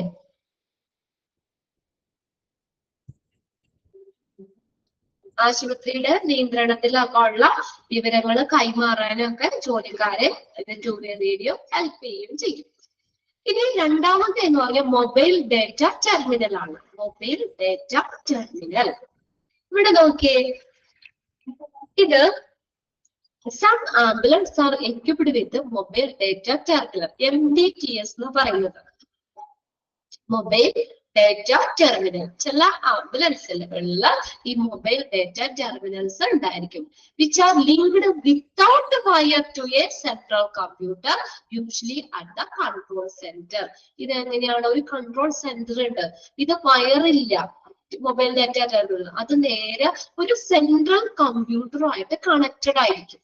ഓക്കെ, മറ്റത് നേരെ വിളിച്ചു പറയാ ടു വേ റേഡിയോയില്. ഇവിടെ നമ്മൾ കൊടുക്കുന്ന മെസ്സേജ് കാര്യങ്ങളൊക്കെ ഒരു സെൻട്രൽ കമ്പ്യൂട്ടറുമായിട്ട് ലിങ്ക്ഡ് ആയിരിക്കും. ഓക്കെ, ക്ലിയർ ആണല്ലോ? അപ്പൊ എന്താന്ന് വെച്ചാൽ അവിടെ വരുന്നത്, അപ്പൊ ഈ ഇങ്ങനെ വരുമ്പോഴ് this terminals can function in the place of alongside two-way radio and can be used to pass details of bunkers of the crew and can log the time with the crew pass a mobile to patient arrived and left the scene or fulfill any other computer based function. അപ്പൊ എന്താ പറയുക, നേരിട്ട് ഇതിന്റെ ഒരു പ്രത്യേകത എന്ന് വെച്ചാൽ ഒരു സെൻട്രൽ കമ്പ്യൂട്ടറുമായിട്ട് ലിങ്ക്ഡ് ആണെന്ന് പറയും. അപ്പൊ ഈ ആംബുലൻസിൽ നടക്കുന്ന കാര്യങ്ങളൊക്കെ ആണെങ്കിലും അവർക്ക് ക്ലിയർ ആയിട്ട് നേരെ കണ്ടിട്ട് അതനുസരിച്ചിട്ടുള്ള ഇൻഫർമേഷൻ കൊടുക്കാം. ഇപ്പൊ ഇവർക്ക് ഈ ആംബുലൻസിൽ കുറച്ച് ക്രൂസ് ജോലിക്കാരുണ്ടായിരിക്കുമല്ലോ പേഷ്യൻസിനെയൊക്കെ ഷിഫ്റ്റ് ചെയ്യുമ്പോൾ, അപ്പൊ ഈ അവർക്ക് നേരെ ഈ മൊബൈൽ ഡാറ്റ ടെർമിനൽ വഴി ആ ഹോസ്പിറ്റലുമായിട്ട് ബന്ധപ്പെടാം. അപ്പൊ ഇവര് എന്തൊക്കെ കെയർ ആണ് പേഷ്യൻസിന് കൊടുക്കുന്നത് എന്ന് ഇവര് ഡയറക്റ്റ് നോക്കിയിട്ട് അതാണ് ചെയ്യുന്നത്, അല്ലെങ്കിൽ ആ പേഷ്യൻസിനെ കണ്ടുകൊണ്ട് തന്നെ അതിനുള്ള മെസ്സേജ് കൊടുക്കാൻ പറ്റും. അപ്പൊ ഹോസ്പിറ്റലിന്റെ ഭാഗത്ത് നിന്ന് അപ്പൊ ആ പേഷ്യൻസിനെ കണ്ടുമൊക്കെ ഇത് വിളിച്ചു പറയല്ലോ, ഇത് നേരിട്ട് കണ്ടുകൊണ്ട് തന്നെ അവർക്ക് അതിനുള്ള ഒരു ഇത് കൊടുക്കാം. ഇത് ഫുള്ള് റെക്കോർഡഡ് ആയിരിക്കും. ഈ സംഭവം എന്ന് പറഞ്ഞാൽ ഫുള്ള് റെക്കോർഡഡ് ആയിരിക്കും. മെഡിക്കൽ ടീമിന് ഇവിടെ ആംബുലൻസിൽ എന്തൊക്കെ കാര്യങ്ങളാണ്, സർവീസാണ്, കെയർ ആണ് ഈ സ്റ്റാഫ് കൊടുക്കുന്നതിന് നേരിട്ട് കാണാൻ പറ്റും. അവർക്ക് അതനുസരിച്ച് ക്രൂസിന് ജോലിക്കാർക്ക് എന്തെങ്കിലും ഡിസിഷൻസ് ഇങ്ങനെ ചെയ്യണം എന്നൊക്കെ ഇതുണ്ടെങ്കിൽ അവരെ ആ പേഷ്യന്റിനെ കണ്ടുകൊണ്ട് തന്നെ എന്ത് ചെയ്യാൻ പറ്റും, അതിനൊരു സൊല്യൂഷൻ പറഞ്ഞു കൊടുക്കാൻ പറ്റും. ആ വീഡിയോ നോക്കിയിട്ട് തന്നെ സപ്പോർട്ട് ചെയ്യാം.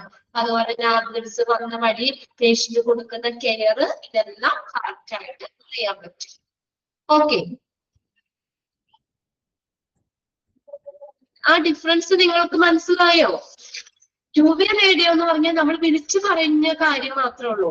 ഇതെന്ന് പറഞ്ഞ മൊബൈൽ ഡാറ്റ ടെർമിനൽ എന്ന് പറഞ്ഞു കഴിഞ്ഞാൽ ഒരു സെൻട്രൽ കമ്പ്യൂട്ടറുമായിട്ട് ലിങ്ക്ഡ് ആയിരിക്കും. വയറൊന്നുമില്ല, വിത്തൗട്ട് വയർ ടു സെൻട്രൽ കമ്പ്യൂട്ടറുമായിട്ട് അത് ലിങ്ക് ചെയ്തിരിക്കും. അപ്പൊ ഇവിടെ നടക്കുന്ന കാര്യങ്ങൾ ക്ലിയർ ആയിട്ട് ആ ഹോസ്പിറ്റലിലെ ഡോക്ടേഴ്സിനൊക്കെ ആണെങ്കിൽ കാണാൻ പറ്റും. അതനുസരിച്ച് എന്ത് ചെയ്യാം, അപ്പൊ ആ പേഷ്യന്റിനെ കണ്ടുകൊണ്ട് തന്നെ അതനുസരിച്ചുള്ള സൊല്യൂഷൻ നമുക്ക് പറഞ്ഞു കൊടുക്കാം. ഓക്കെ, ക്ലിയർ ആണോ?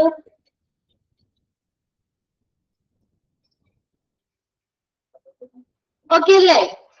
ഓക്കെ, ഇനി അടുത്തതാണ് എവിഡൻസ് ഗ്യാതറിംഗ് CCTV എന്ന് പറയുന്നത്. എവിഡൻസ് ഗ്യാതറിംഗ് CCTV അവിടെ എന്താന്ന് നോക്കിയേ, some ambulances are now being equipped with the video cameras which are used to record activity either inside or outside the vehicle.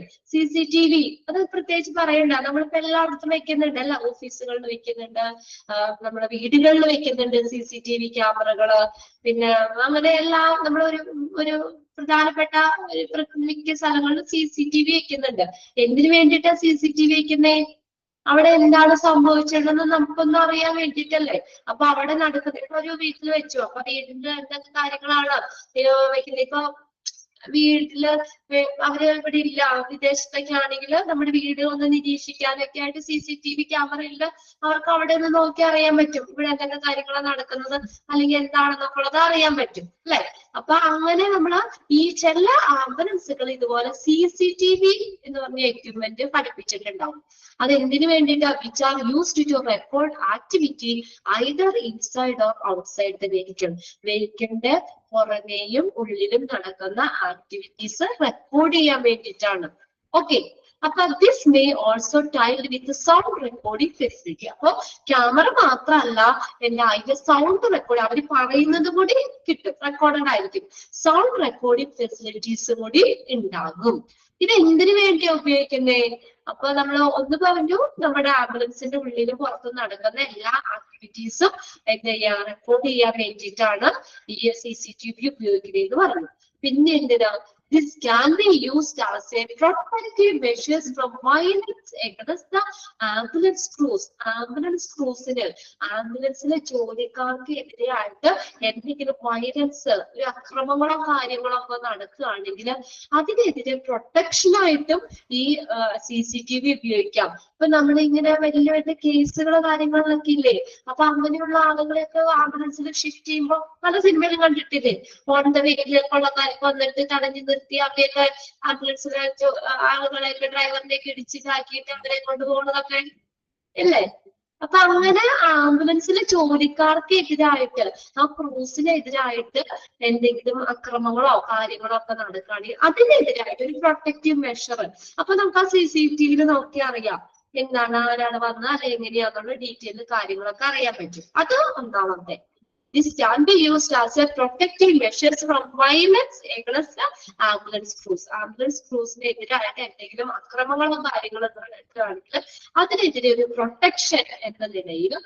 രണ്ടാമത്തെ, or in some cases to manifest or refute cases where a member of the crew stands accused of wrongdoing. അപ്പൊ ഈ ആംബുലൻസിലെ ജോലിക്കാർക്കെതിരെ എന്തെങ്കിലും തെറ്റായിട്ടുള്ള കുറ്റാരോപണം വരികയാണെങ്കിൽ, ഇപ്പൊ നമ്മള് ആംബുലൻസിലെ പേഷ്യൻസിനെ shift ചെയ്യുമ്പോൾ on the വേയിൽ എന്തെങ്കിലുമൊക്കെ സംഭവിച്ചു കഴിഞ്ഞാൽ വേണമെങ്കിൽ ആംബുലൻസിലാ നിങ്ങൾ ശ്രദ്ധിക്കാത്തതുകൊണ്ടാണ്, അല്ലെങ്കിൽ നിങ്ങൾ അത് വേണ്ടായിട്ട് കൊടുക്കാത്തിട്ടാണ്, കെയർ കൊടുക്കാഞ്ഞിട്ടാണ് പേഷ്യന്റ് മരിച്ചതെന്നൊക്കെ പറഞ്ഞ് വേണമെങ്കിലൊക്കെ പ്രശ്നമാവാം. അപ്പൊ അങ്ങനെ എന്തെങ്കിലും ഈ ആംബുലൻസിലെ ജീവനക്കാർക്ക് എതിരായിട്ട് എന്തെങ്കിലുമൊക്കെ കുറ്റം ആരോപിക്കപ്പെടുകയാണെങ്കിൽ എന്താ, അപ്പൊ അവർക്കൊരു തെളിവാണെന്ന് പറയാം അല്ലെ. അപ്പൊ അവര് പറയാം, ആ ക്രൂസിന് പറയാം ധൈര്യമായിട്ട്, നിങ്ങൾ CCTV ചെക്ക് ചെയ്തോ, ഞങ്ങളുടെ ഭാഗത്തുനിന്ന് ഒരു മിസ്റ്റേക്കും ഇല്ല. അപ്പൊ അങ്ങനെ അവരുടെ നിരപരാധിത്വം തെളിയിക്കാൻ വേണ്ടിയിട്ടും ഈ CCTV ക്യാമറകൾ യൂസ് ചെയ്യുന്നുണ്ട്. ക്ലിയർ ആയോ? അപ്പൊ ആംബുലൻസിലെ ജീവനക്കാർക്ക് എതിരായിട്ട് എന്തെങ്കിലും വയലൻസ്, എന്തെങ്കിലും അക്രമോ കാര്യങ്ങളോ ഒക്കെ ഉണ്ടെങ്കിൽ അതിനെതിരെ ഒരു പ്രൊട്ടക്ഷൻ എന്ന നിലയിലും അവർക്ക് ഈ ആംബുലൻസ് ജോലിക്കാർക്ക് എതിരെ എന്തെങ്കിലും കുറ്റം ആരോപിക്കപ്പെടുകയാണെങ്കിൽ അവരുടെ നിരപരാധിത്വം തെളിയിക്കാനും ഒക്കെ ഈ CCTV ക്യാമറകൾ യൂസ് ചെയ്യും. ക്ലിയർ ആണോ നോക്കിയേ? ഇതൊക്കെ ഒന്ന് കാഴ്ചൊന്ന് മനസ്സിലാക്കി വെക്കുക എന്താണ് സംഭവം കേട്ടാ. അത് വീഡിയോയുടെ ഒപ്പം തന്നെ സൗണ്ട് റെക്കോർഡിംഗ് ഫെസിലിറ്റീസും ഉണ്ടായിരിക്കും. ഇത് ആംബുലൻസിന്റെ ഉള്ളിലും പുറത്തും നടക്കുന്ന ആക്ടിവിറ്റീസ് എന്തൊക്കെയാണെന്നൊക്കെ മനസ്സിലാക്കാൻ വേണ്ടിയിട്ടാണ് CCTV യൂസ് ചെയ്യുന്നത്. ഇനി അടുത്തതാണ് ടെയിൽ ലിഫ്റ്റ് ഓർ റാമ്പ് എന്ന് പറയുന്നത്. ടെയിൽ ലിഫ്റ്റ് ഓർ റാമ്പ്, അതായത് റാമ്പ് എന്ന് പറഞ്ഞാൽ എന്താ, ടെയിൽ ലിഫ്റ്റ് ചെരിഞ്ഞ സ്ഥലമാണ്, ചെരിഞ്ഞ സ്ഥലം. Okay, ambulance can be equipped with a tail lift or ramp in order to facilitate loading a patient without having to take up any lifting. അപ്പൊ ഈ പേഷ്യൻസിനെയൊക്കെ എടുത്ത് പൊക്കാതെ തന്നെ ആംബുലൻസിലേക്ക് കയറ്റുന്നതിന് വേണ്ടിയിട്ടാണ്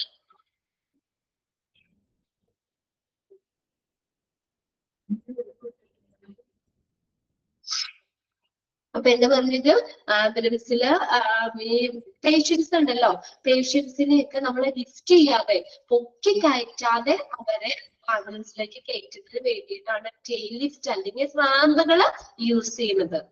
ഓക്കെ, അങ്ങനെയുള്ള ലിഫ്റ്റ് ചെയ്യാതെ തന്നെ കയറ്റാനുള്ള സൗകര്യമാണ് ടെയിൽ ലിഫ്റ്റ് അല്ലെങ്കിൽ റാമ്പ് എന്ന് പറയുന്നത്.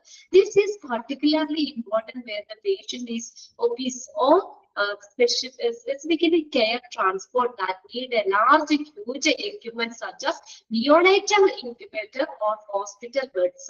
പിന്നെ ഇതെന്ന് പറഞ്ഞാൽ വെയിറ്റ് ഉള്ള പേഷ്യൻസില്, ഒബിയസ് എന്ന് പറഞ്ഞാൽ അധികം വെയിറ്റ് ഉള്ളത്, പൊണ്ണത്തടിയുള്ള ആളുകളെ എടുത്ത് പൊക്കിക്കൊണ്ട് കയറ്റാൻ പറ്റുമോ? അവര് നേരെ എടുത്ത് പൊക്കി കയറ്റാൻ പറ്റില്ല. അപ്പൊ അങ്ങനെയുള്ള ആളുകളെ ആംബുലൻസിലേക്ക് സേഫ് ആയിട്ട് കയറ്റാനും, പിന്നെ അതുപോലെ ചില സ്പെഷ്യൽ കെയർ കൊടുക്കേണ്ട ട്രാൻസ്പോർട്ടുകളുണ്ട്. അപ്പൊ അങ്ങനെയുള്ള ട്രാൻസ്പോർട്ടുകളില് ഇങ്ങനെയുള്ള ഇൻക്യുബേറ്റർ, നിയോണേറ്റൽ ഇൻക്യുബേറ്റർ, കുഞ്ഞു കുട്ടികളെ ഇതായിട്ട് കീപ്പ് ചെയ്യുന്ന ഇൻക്യുബേറ്റർ, അതാണ് നിയോണേറ്റൽ ഇൻക്യുബേറ്റർ എന്ന് പറയുന്നത്. മാസം തികയാതെ ഉണ്ടായ കുട്ടികളോ അല്ലെങ്കിൽ ബർത്തിന് ശേഷം എന്തെങ്കിലും ബുദ്ധിമുട്ടുള്ള കുട്ടികളെയൊക്കെ ഇൻക്യുബേറ്ററിൽ ഇടും. അല്ലെ? അങ്ങനെ കുട്ടികൾക്ക് ഇൻക്യുബേറ്റർ ആണ് നിയോണേറ്റൽ ഇൻക്യുബേറ്റർ, അങ്ങനെയുള്ള ഇൻക്യുബേറ്റർ അല്ലെങ്കിൽ ഹോസ്പിറ്റൽ ബെഡ്, അങ്ങനെയുള്ള വലിയ എക്യുപ്മെന്റ്സുകളൊക്കെ കൊണ്ടുപോകാനും ഒക്കെ വേണ്ടിയിട്ട് ആണ് ഈ ടെയിൽ ലിഫ്റ്റ് അല്ലെങ്കിൽ റാമ്പ് എന്ന് പറയുന്നത്. അപ്പൊ ഒരു ചെരിഞ്ഞ സ്ഥലം, അപ്പൊ അത് അവിടെ വെച്ചിട്ട് ഇങ്ങനെ തള്ളിക്കഴിഞ്ഞാൽ നേരെ ആംബുലൻസിലേക്ക് കയറ്റാം. അപ്പൊ അങ്ങനെയുള്ള ഒരു എക്യുപ്മെന്റും ഉണ്ട്, ടെയിൽ ലിഫ്റ്റ് ഓർ റാമ്പ്. അപ്പൊ സ്പെഷ്യൽ കെയർ ആവശ്യമായിട്ടുള്ള കേസുകളിൽ ഇങ്ങനെയുള്ള equipments, neonatal incubator, hospital bed, ഇതുപോലെയുള്ള വലിയ വലിയ എക്യുപ്മെന്റ്സുകളൊക്കെ ആംബുലൻസിലേക്കൊക്കെ കയറ്റാനും ഒക്കെ ആയിട്ടും ഈ ടെയിൽ ലിഫ്റ്റ് അല്ലെങ്കിൽ റാമ്പുകൾ ഉപയോഗിക്കുന്നുണ്ട്. പിന്നെ അതുകൂടാതെ ഓവർ വെയിറ്റ് ഉള്ള പേഷ്യൻസ്, നല്ല വെയിറ്റ് ഉള്ള പേഷ്യൻസിനെ ഷിഫ്റ്റ് ചെയ്യാനും ടെയിൽ ലിഫ്റ്റ് അല്ലെങ്കിൽ റാമ്പുകൾ യൂസ് ചെയ്യും. ഓക്കെ, പിന്നെ അടുത്ത് പറഞ്ഞേക്കുന്ന they also equipped connected with to this such as winches which are formed to pull weighty patients into the vehicle. അപ്പൊ ഇതിനകത്ത് ഭാരമുള്ള രോഗികളെയൊക്കെ വാഹനത്തിലേക്ക് കയറ്റാൻ വേണ്ടി രൂപീകരിച്ചിട്ടുള്ള ഒരു സാധനമാണ് വിഞ്ചസ് എന്ന് പറയുന്നത്. വിഞ്ചസ് ഭാരമുള്ള രോഗികളെയൊക്കെ ആംബുലൻസിലേക്ക്, വാഹനത്തിന്റെ ഉള്ളിലേക്ക് കയറ്റാൻ വേണ്ടി അങ്ങനെയുള്ള എക്യുപ്മെന്റ്സ് ഉള്ള ഒരു എക്യുപ്മെന്റ് ആണ് വിഞ്ചസ്. വിഞ്ചസ് പോലുള്ള ഉപകരണങ്ങൾ ഇതുമായിട്ട് ഘടിപ്പിക്കാം. ഈ ടെയിൽ ലിഫ്റ്റ് ആയിട്ട് വിഞ്ചസ് ഇതിലേക്ക് ഘടിപ്പിച്ചു കഴിഞ്ഞാൽ നേരെ നമുക്ക് ആംബുലൻസിലേക്ക് കയറ്റാം. ഓക്കെ, അത് ടെയിൽ ലിഫ്റ്റ് അല്ലെങ്കിൽ റാമ്പ് എന്ന് പറയുന്നത്. ക്ലിയർ ആയോ? ഓക്കെ, ഇനി ട്രോമ ലൈറ്റിംഗ് ആണ്. അത് നിങ്ങൾ കണ്ടിട്ടുണ്ടോ? ഇനി നിങ്ങൾ ആംബുലൻസ് ഒക്കെ പോകുമ്പോഴും ഒക്കെ ഒന്ന് ശ്രദ്ധിക്കണം കേട്ടോ. ട്രോമ ലൈറ്റിംഗ് എന്ന് പറഞ്ഞാൽ എന്താ? Beside to normal working lighting, ambulance be fitted with a special lighting, often blue or red, which is used when the patient become photosensitive. Patients photo sensitive ആണെങ്കിൽ, ലൈറ്റിനോട് സെൻസിറ്റീവ് ആണെങ്കിൽ, അതായത് ചില പേഷ്യൻസിനൊന്നും നോർമൽ ലൈറ്റ് പറ്റില്ല, ചില പേഷ്യൻസിന് നോർമൽ ലൈറ്റ് ഇട്ട് പോകാൻ പറ്റില്ല. അപ്പൊ അങ്ങനെയുള്ള കേസുകളിലാണ് ഏത് special lighting, trauma lighting use ചെയ്യുന്നത് ആംബുലൻസിന്. അത് സാധാരണ ബ്ലൂ അല്ലെങ്കിൽ റെഡ് ഒക്കെ ആയിരിക്കും. ഇത് പറഞ്ഞ ആംബുലൻസിന് പുറത്തൊന്നുള്ള ലൈറ്റ് അല്ല കേട്ടോ, ആംബുലൻസിന്റെ അകത്തുള്ള ലൈറ്റ് ആണ് ട്രോമ ലൈറ്റിംഗ് എന്ന് പറയുന്നത്. ഇപ്പൊ സാധാരണ ലൈറ്റ് ഇട്ട് പോകാൻ പറ്റാത്ത കേസുകളുണ്ടല്ലോ, അതായത് ലൈറ്റ് പറ്റില്ലാത്ത പേഷ്യൻസ്, അങ്ങനെയുള്ളവരെയാണ് അങ്ങനെയുള്ളവർക്കൊക്കെ കൊണ്ടുപോകുമ്പോഴാണ് ഈ ട്രോമ ലൈറ്റിംഗ് ഉപയോഗിക്കുന്നത്. അത് സാധാരണയായിട്ട് ബ്ലൂവോ അല്ലെങ്കിൽ റെഡ് കളറോ ആയിരിക്കും. ഈ കുഞ്ഞു കുട്ടികളൊക്കെ ഉണ്ടായി കഴിയുമ്പോ വീട്ടില് സീറോ ബൾബ് ഇടൂലേ? സീറോ ബൾബ് ഇടാറില്ലേ? അങ്ങനെ വലിയ ലൈറ്റ് അവർക്ക് പറ്റുമോ? രാത്രിയൊക്കെ വലിയ ലൈറ്റ്, ഭയങ്കര ഹെവി ലൈറ്റ് കുട്ടികൾക്ക് പറ്റുമോ? കുഞ്ഞു പിള്ളേരൊക്കെ ഉണ്ടായി കഴിയുമ്പോ അപ്പൊ നമ്മൾ അവിടെ സീറോ ബൾബ് ഇടൂലേ? സീറോ ബൾബ് റെഡ് കളർ അല്ല, റെഡ് ഇല്ല, സാധാരണ ബ്ലൂ ഒക്കെ ഉപയോഗിക്കാറ്, യെല്ലോ കളർ, അങ്ങനെയുള്ള സീറോ ബൾബ് ഇല്ലേ? അതുപോലെ അതേപോലത്തെ സംഭവം. അപ്പൊ ആംബുലൻസിന്റെ ഉള്ളില് മുഴുവനും ആ ബ്ലൂ കളർ ആയിരിക്കും. നോർമൽ ലൈറ്റ് പറ്റില്ലാത്ത പേഷ്യൻസ് ഫോട്ടോ സെൻസിറ്റീവ് ആണെങ്കിൽ, സാധാരണ ലൈറ്റ് ഇട്ട് പോകാൻ പറ്റാത്ത കേസുകളിൽ അല്ലേ, അപ്പൊ അങ്ങനെയുള്ള കേസുകളിലാണ് ഈ special lighting, that is trauma lighting use ചെയ്യുന്നത്. അത് സാധാരണ ബ്ലൂവോ റെഡോ ഒക്കെ ആയിരിക്കും. ആംബുലൻസിന്റെ അകം ഫുള്ള് ഇങ്ങനെ സീറോ ബൾബ് ഇടുമ്പോ വരില്ലേ, അതേപോലെയുള്ള ലൈറ്റ് ആയിരിക്കും, ബ്ലൂ കളറൊക്കെ. ഓക്കെ, ക്ലിയർ ആണോ? ട്രോമ ലൈറ്റിംഗ് പുറത്ത് കാണുന്ന ലൈറ്റ് അല്ല, ആംബുലൻസിന്റെ അകത്ത് ഇടുന്ന ലൈറ്റ് ആണ് ട്രോമ ലൈറ്റിംഗ്. ഹീറ്റ് സെൻസിറ്റീവ് ആയിട്ടുള്ള പേഷ്യൻസിനെ ട്രാൻസ്പോർട്ട് ചെയ്യുന്ന സമയത്ത് ആംബുലൻസിൽ യൂസ് ചെയ്യുന്ന സ്പെഷ്യൽ ലൈറ്റ്, ട്രോമ ലൈറ്റ്. ഇനി അടുത്തതാണ് എയർ കണ്ടീഷനിങ് എന്ന് പറയുന്നത്. എയർ കണ്ടീഷനിങ് അത് നോക്കിയേ. Ambulance are actually equipped with a separate air conditioning system to the working area from that which serves the cab or vehicle. This helps to keep a suitable temperature for patient being treated, but may also have an extra feature such as filtering against airborne pathogens. Air conditioning. പിന്നെ ഇതുപോലെ തന്നെ ചില patient, ഇപ്പൊ എല്ലാ ആംബുലൻസും air conditioning അല്ല, ചില ambulance മാത്രമൊക്കെയാണ് air conditioning ആവുള്ളൂ. അപ്പൊ ചിലപ്പോ ഈ ഒരു മിനിമം ടെമ്പറേച്ചർ നിലനിർത്താൻ വേണ്ടിയിട്ടാണ് എയർ കണ്ടീഷനിങ് യൂസ് ചെയ്യുന്നത്. ഒരു മിനിമം ടെമ്പറേച്ചർ യൂസ് ചെയ്യാൻ വേണ്ടി എയർ കണ്ടീഷനിങ് ഉപയോഗിക്കുന്നത്.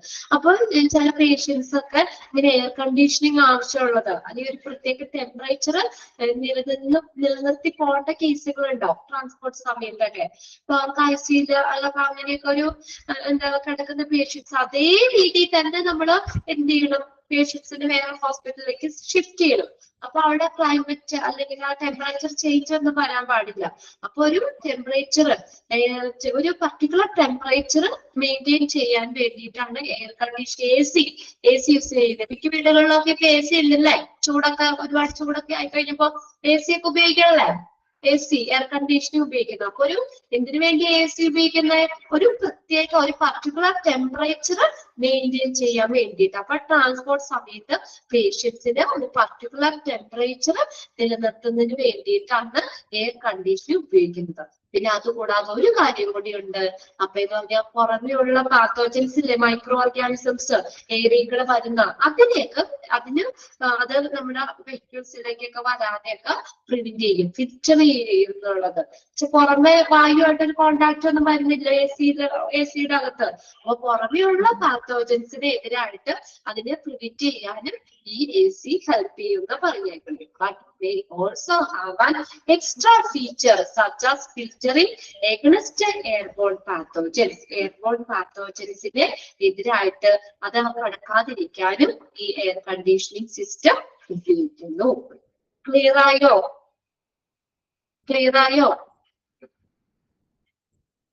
ഓക്കെ, ഒരു പ്രത്യേക ടെമ്പറേച്ചർ മെയിൻറ്റെയിൻ ചെയ്ത് കൊണ്ടുപോകുന്ന പേഷ്യൻസിനെ ട്രാൻസ്പോർട്ട് ചെയ്യാൻ വേണ്ടിയാണ്. എല്ലാ ആംബുലൻസിലും AC ഇല്ല, എയർ കണ്ടീഷനിങ് അല്ല.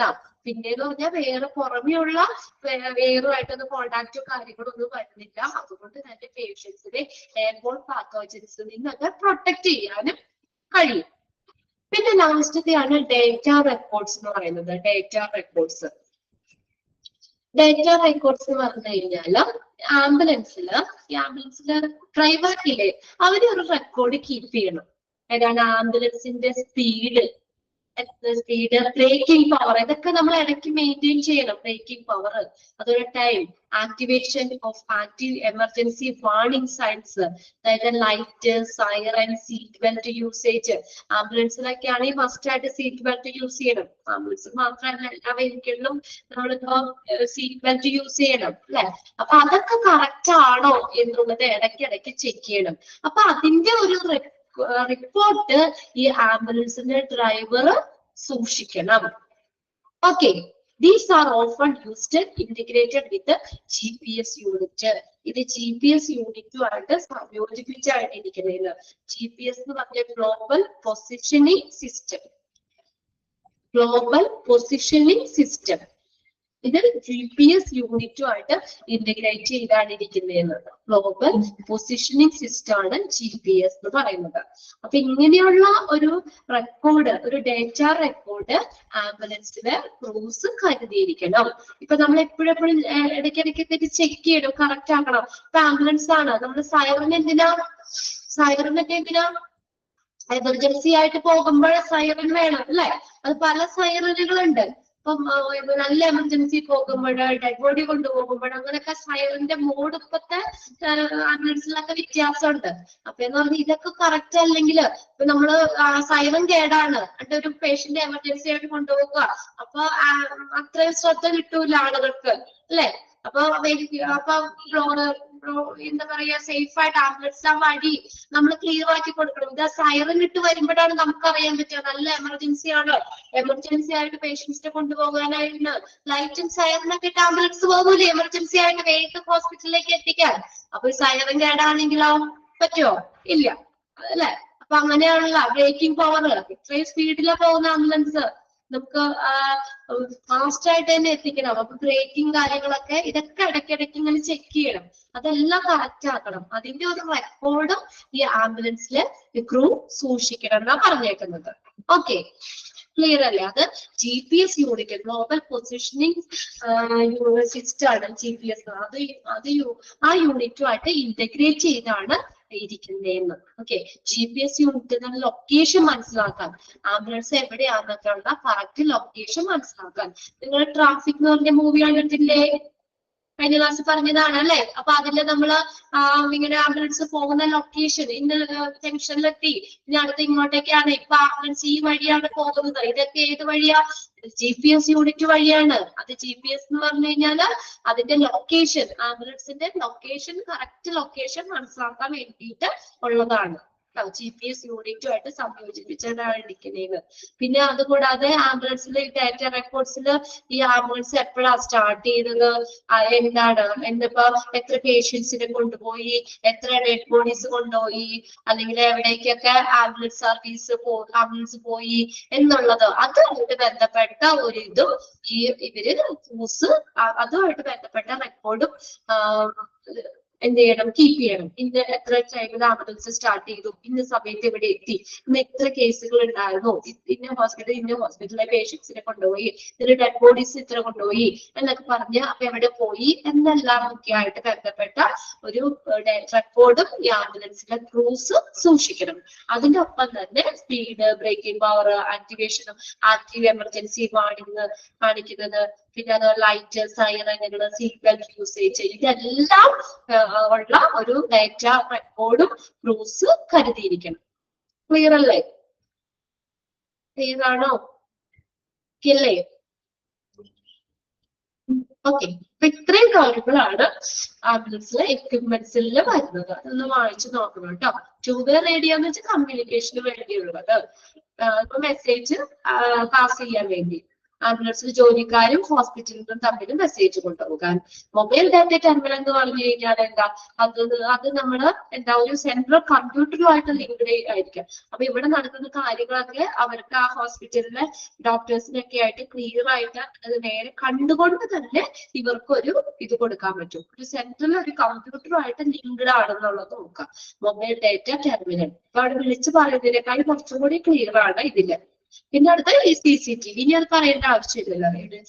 CCTV ഡെയിലി ലിസ്റ്റ് ഓഫ് അമിത വെയിറ്റ് ആയിട്ടുള്ള പേഷ്യൻസിനെ വളരെ എമർജൻസി കെയർ കൊണ്ടുപോകുന്ന എക്യുപ്മെന്റ്സുകൾ, നിയോണറ്റൽ ഇൻക്യുബേറ്റർ, ഹോസ്പിറ്റൽ ബെഡ്സ്, ഇതൊക്കെ ഷിഫ്റ്റ് ചെയ്യാൻ ആംബുലൻസിലേക്ക് കയറ്റാനൊക്കെ വേണ്ടി ലിഫ്റ്റ് റാം യൂസ് ചെയ്യും. പിന്നെ ട്രോമ ലൈറ്റിംഗ് പറഞ്ഞു, ആംബുലൻസിന്റെ ഉള്ളില് ലൈറ്റിനോട് സെൻസിറ്റീവ് ആയിട്ടുള്ള പേഷ്യൻസിനെ ട്രാൻസ്പോർട്ട് ചെയ്യാൻ വേണ്ടിയിട്ട് ആ സമയത്ത് ആംബുലൻസിൽ ഇടുന്ന ലൈറ്റ് ആണ് ട്രോമ ലൈറ്റിംഗ് എന്ന് പറയുന്നത്. ബ്ലൂവോ റെഡ് ഒക്കെ ആയിരിക്കും. പിന്നെ എയർ കണ്ടീഷൻ പറഞ്ഞു, എയർ കണ്ടീഷൻ എന്ന് പറഞ്ഞ ഒരു ടെമ്പറേച്ചർ മെയിൻറ്റെയിൻ ചെയ്ത് നിർത്താൻ വേണ്ടിയിട്ടാണ്. പിന്നെ ഈ പേഷ്യൻസിന് പുറത്തുനിന്നുള്ള മൈക്രോബ്സ് ഒന്നും കടക്കാതെ സഹായിക്കും എയറിക്കൂടെ. പിന്നെ ഡാറ്റ റെക്കോർഡ്സ്. ഇത്രയും കാര്യങ്ങൾ ക്ലിയർ അല്ലേ? ക്ലിയർ ആണോ? ഓക്കെ, ക്ലിയർ ആണോ?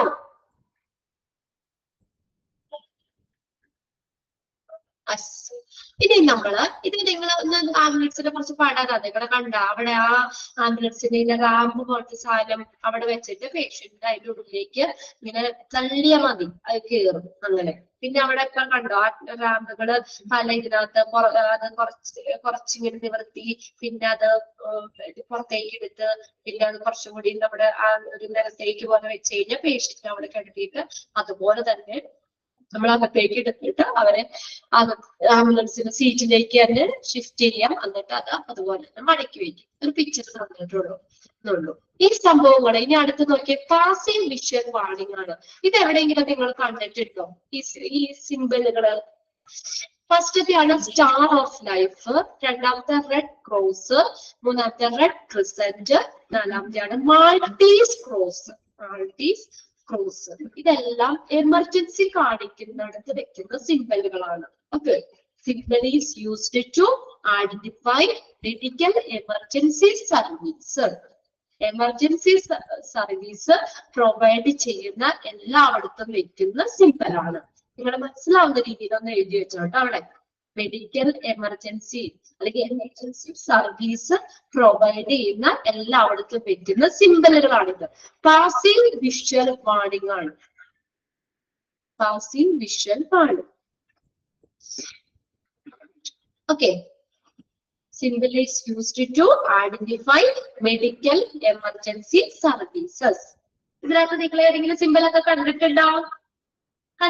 സിംബൽ ആംബുലൻസിൽ ഈ സിഗ്നലൊക്കെ കണ്ടിട്ടുണ്ട്. ആംബുലൻസിൽ മാത്രമല്ല എമർജൻസി സർവീസ് പ്രൊവൈഡ് ചെയ്യുന്ന എല്ലായിടത്തും വെക്കാം. ഇങ്ങനെയുള്ള ഫയർ റെസ്ക്യൂ അങ്ങനെയുള്ള ആൾക്കാരുടെയൊക്കെ ഷർട്ടില് ടീഷർട്ടിലൊക്കെ ഈ സിമ്പിൾ ഉണ്ടാവും.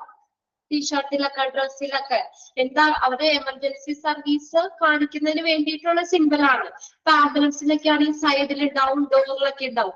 ഫസ്റ്റത്തെ രണ്ടെണ്ണം നിങ്ങൾ കണ്ടിട്ടുണ്ടാവും അല്ലെ? അതെന്ന് പറഞ്ഞ ഈ സിമ്പിളുകൾ പല കൺട്രീസിലും കൊടുക്കുന്നതാണ്, ഉപയോഗിക്കുന്നതാണ്.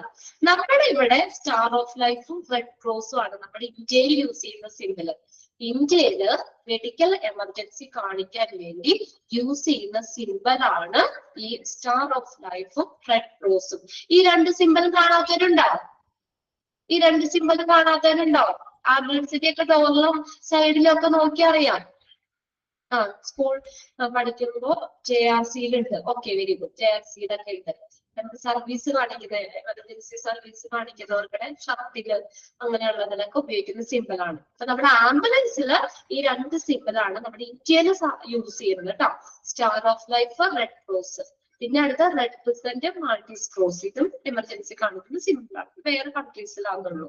ഇതിനകത്ത് എക്സാമിന് ഇതിന് ചോദിക്കുന്നത് എങ്ങനെയാ വെച്ചാൽ ഇതിനകത്ത് ഏത് സിമ്പിളൊക്കെയാണ് മെഡിക്കൽ എമർജൻസി കാണിക്കുന്നത്. ഇതല്ലാത്ത വേറെ സിമ്പിൾ വേണമെങ്കിൽ പറയാം. അത് നിങ്ങൾ ഈ സിമ്പിളുകൾ നാലെണ്ണം നോക്കി വയ്ക്കുക കേട്ടോ. ഇപ്പൊ star of life, red cross, red crescent, Maltese cross ഇതെല്ലാം മെഡിക്കൽ എമർജൻസി കാണിക്കുന്ന സിമ്പിളുകളാണ്. ക്ലിയർ അല്ലേ? ക്ലിയർ ആണോ? ഓക്കെ. ഇനി താഴെയുള്ളത് കണ്ടിട്ടുണ്ടോ നിങ്ങള്? ആംബുലൻസില് ചെക്ക് മാർക്ക്, അതിനെയാണ് ബാറ്റൻബർഗ് മാർക്കിംഗ് എന്ന് പറയുന്നത്. ബാറ്റൻബർഗ് മാർക്കിംഗ് ചെക്ക് ചെയ്ത് കണ്ടിട്ടുണ്ടോ നിങ്ങൾ ആംബുലൻസില്? ഇങ്ങനെ ചെക്ക് മാർക്ക് നമ്മുടെ ചെസ്സിന്റെ ഒക്കെ ഇത് ചെസ് ബോർഡൊക്കെ ഇരിക്കില്ല, അതുപോലെ ഉള്ളത്. നമ്മൾ കൂടുതൽ നമ്മുടെ ഇവിടെയൊക്കെ റെഡും വൈറ്റും ആണ്. അത് കണ്ടിട്ടുണ്ടോ? റെഡും വൈറ്റും. ഓക്കെ. റെഡും വൈറ്റും ഉള്ള ചെക്ക് മാർക്ക്, ബാറ്റൻബർഗ് മാർക്കിംഗ്. ഇതും ആംബുലൻസ്. ഇതൊക്കെ എന്തിനു വേണ്ടിയിട്ടാ? ആംബുലൻസ് ആണെന്ന് ഐഡന്റിഫൈ ചെയ്യാനല്ലേ? എമർജൻസി കാണിക്കാൻ ആംബുലൻസ് ആണെന്ന് ഐഡന്റിഫൈ ചെയ്യാൻ വേണ്ടിയിട്ട്. അല്ലെങ്കിൽ ഇപ്പൊ സാധാരണ ഒരു വാനോ അല്ലെങ്കിൽ ഉള്ള ഇത് പോയാൽ പോരാ. അത് ആംബുലൻസിനെ ആളുകൾക്ക് എടുത്തറിയാൻ വേണ്ടിയിട്ടാണ് ഇങ്ങനെയുള്ള സിമ്പലുകൾ യൂസ് ചെയ്യുന്നത്. ഓക്കെ. ഇതൊക്കെ പാസീവ് ആണ്. ഇത് എപ്പോഴും ആംബുലൻസിൽ ഉണ്ടാവും. എമർജൻസി വരുമ്പോ മാത്രമല്ല, എമർജൻസി ഇല്ലാത്തപ്പോ മാറ്റി കളയൊന്നുമില്ലല്ലോ. എമർജൻസി ഉള്ളപ്പോഴും ഇല്ലാത്തപ്പോഴും, അതായത് സാധാരണ നമ്മൾ ഇത് പാസീവ് ആണ്. ആംബുലൻസിൽ ഓൾറെഡി ഇത് ഉണ്ടാവും, പെയിന്റ് ചെയ്തിരിക്കും ഇങ്ങനെ ഈ സിമ്പലുകളൊക്കെ. ഇത് പാസീവ് വിഷ്വൽ വാർണിംഗിൽ വരുന്നതാണ്. ഓക്കെ. ബാറ്റൻബർഗ് മാർക്കിംഗ് എന്ന് പറയുന്നത് പാസീവ് വിഷ്വൽ വാർണിംഗിൽ. എല്ലാവരും കണ്ടില്ലേ? സിമ്പിളുകളൊക്കെ കണ്ടില്ലേ? അതിനാണ് ബാറ്റൻബർഗ് മാർക്കിംഗ് എന്ന് പറയുന്നത്. Battenburg marking are a pattern of high visibility marking. High visibility marking ആണ്. അപ്പൊ ഇത് passive visual warning are generally part of design of the vehicle. ആ വാഹനം ഡിസൈൻ ചെയ്യൂലേ, പെയിന്റ് ചെയ്യുമ്പോൾ ഇതിനകത്ത് ആ ഡിസൈനിങ്ങിന്റെ ഒരു ഭാഗമാണ് ശരിക്കും. ആംബുലൻസ് എന്ന് പറഞ്ഞു കഴിഞ്ഞാൽ ആ വാഹനം ഡിസൈൻ ചെയ്യുമ്പോൾ അതിന്റെ ഒരു ഭാഗമാണ് ഈ പാസീവ് വിഷ്വൽ വാർണിംഗ്. അപ്പൊ ഇതൊക്കെ എങ്ങനെയൊക്കെ സിമ്പിളൊക്കെ ഓൾറെഡി അതിനകത്ത് പെയിന്റഡ് ആയിരിക്കും, പെയിന്റ് ചെയ്തിട്ടുണ്ടാവും. And usage of high contrast pattern ആണ് ഇൻവോൾവ്. ഇങ്ങനെയുള്ള കോൺട്രാസ്റ്റ് പാറ്റേൺ ഇപ്പൊ നമ്മുടെ ചെക്ക് പോലെ ഇല്ലേ, റെഡ് വൈറ്റ് അങ്ങനെ ആ ഒരു ചെക്ക് മാർക്ക്, അതൊക്കെ ആംബുലൻസ് ആണ് കാണിക്കാൻ വേണ്ടിയിട്ടുള്ളതാണ്. Older ambulance more probably to have a pattern painted on it. Old ambulance ഇല്ലേ, പണ്ടത്തെ ആംബുലൻസിലൊക്കെ അവിടെ പെയിന്റ് ചെയ്ത് വെച്ചേക്കോ, ഇങ്ങനെയുള്ള പെയിന്റഡ് ആയിരിക്കും. പണ്ടുള്ള ആംബുലൻസില് ഇങ്ങനെയുള്ള സിമ്പലുകൾ പെയിന്റഡ് ആയിരിക്കും, പെയിന്റ് ചെയ്ത് വെച്ചിട്ടുണ്ടായിരിക്കും അത്. എന്നാൽ ഇന്ന് നോക്കിയേ, വേറാസ് modern ambulance normally carry retro reflective design. ഒന്ന് അണ്ടർലൈൻ ചെയ്തിട്ട്, മോഡേൺ ആംബുലൻസിൽ ഏതാ? Carry retro reflective design which reflect the light from the car headlights of torches. Light എന്ന ഇപ്പോഴത്തെ ആംബുലൻസിൽ റിട്രോ റിഫ്ലക്റ്റീവ് ഡിസൈനുകളായിരിക്കും. അതായത് നമ്മളൊരു ലൈറ്റ് വരൂല്ലേ, ലൈറ്റ് അടിക്കൂല്ലേ, ലൈറ്റ് അടിക്കുമ്പോ റിഫ്ലക്ട് ചെയ്യും, അതാണ്. അപ്പൊ നമുക്ക് കുറച്ചും കൂടി ക്ലിയർ ആയിരിക്കും അല്ലേ, കുറച്ചും കൂടി എന്താ ക്ലിയർ ആയിരിക്കും നമുക്കത്. രാത്രിയൊക്കെ നിങ്ങൾ പോകാറില്ല, വണ്ടിയിലൊക്കെ പോകുമ്പോ റോഡിന്റെ സൈഡുകളിലൊക്കെ ലൈറ്റ് കണ്ടിട്ടില്ലേ? റോഡ്സിലുണ്ട്. രണ്ട് സൈഡിലും നടുക്കുമൊക്കെ നമ്മള് ലൈറ്റ് അടിക്കുമ്പോ അത് നല്ല തിളക്കമായിട്ടിരിക്കും അല്ലെ. ലൈറ്റ് ഇല്ലാത്തപ്പോഴും അത്ര ഇതില്ല. അതൊക്കെ എന്തിനു വേണ്ടിയിട്ടാ? നമുക്ക് കുറച്ചുകൂടി അട്രാക്ഷൻ കിട്ടാൻ, ശ്രദ്ധ കിട്ടാൻ വേണ്ടിയിട്ടാണ്. അപകടങ്ങളൊന്നും വരാതെ നല്ല ശ്രദ്ധ കിട്ടാൻ വേണ്ടിയിട്ടാണ്. അങ്ങനെ കണ്ടിട്ടില്ലേ പിള്ളേരെ റോട്ടിൽ കൂടെ റിഫ്ലക്ടർ ലൈറ്റ് അടിക്കുമ്പോൾ മാത്രം നല്ല തിളക്കമായിരിക്കും, നല്ല ഗ്ലൈസിങ് ആയിരിക്കും. അത് നമ്മുടെ വണ്ടി പോയി കഴിഞ്ഞാൽ ലൈറ്റ് ഇല്ലാത്തപ്പോൾ അത് നോർമലി അങ്ങനെ തന്നെ. Retro reflective light. അതുപോലെയാണ് ഇപ്പോഴത്തെ ആംബുലൻസിൽ എന്ന് പറഞ്ഞത്. ഇപ്പൊ ആംബുലൻസിലല്ല ഇങ്ങനെയുള്ള മാർക്കിംഗ് പെയിന്റഡ് അല്ല, റിട്രോ റിഫ്ലക്റ്റീവ് ഡിസൈൻ. അപ്പൊ നമ്മുടെ ബാക്കിൽ നമ്മുടെ വണ്ടി പോവാണ്, ലൈറ്റ് ആംബുലൻസിലേക്ക് അടിക്കുമ്പോൾ അത് റിഫ്ലക്ട് ചെയ്ത് കാണുമ്പോൾ നമുക്ക് കുറച്ചുകൂടി ഒരു ശ്രദ്ധ കിട്ടും. ഓക്കെ, അല്ലെങ്കിൽ നമ്മളത് അത്ര ശ്രദ്ധിക്കൂല. അപ്പൊ ഇത് റിഫ്ലക്ട് ചെയ്ത ക്ലാസ്സില് നമ്മള് റിഫ്ലക്ട് ചെയ്യുമ്പോൾ നമുക്ക് കുറച്ചും കൂടി ഒരു ശ്രദ്ധ കിട്ടാൻ വേണ്ടിയാണ്.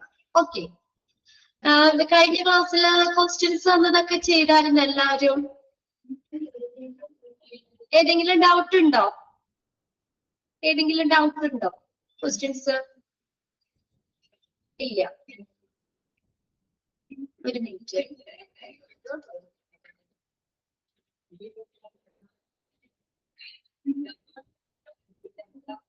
ആർക്കും ഡൗട്ട് ഇല്ല? ക്വസ്റ്റ്യൻസ് വായിക്കണോ? ആൻസർ പറയണോ? വായിക്കണം. ആരെങ്കിലും ഒരാൾ വായിക്കോ?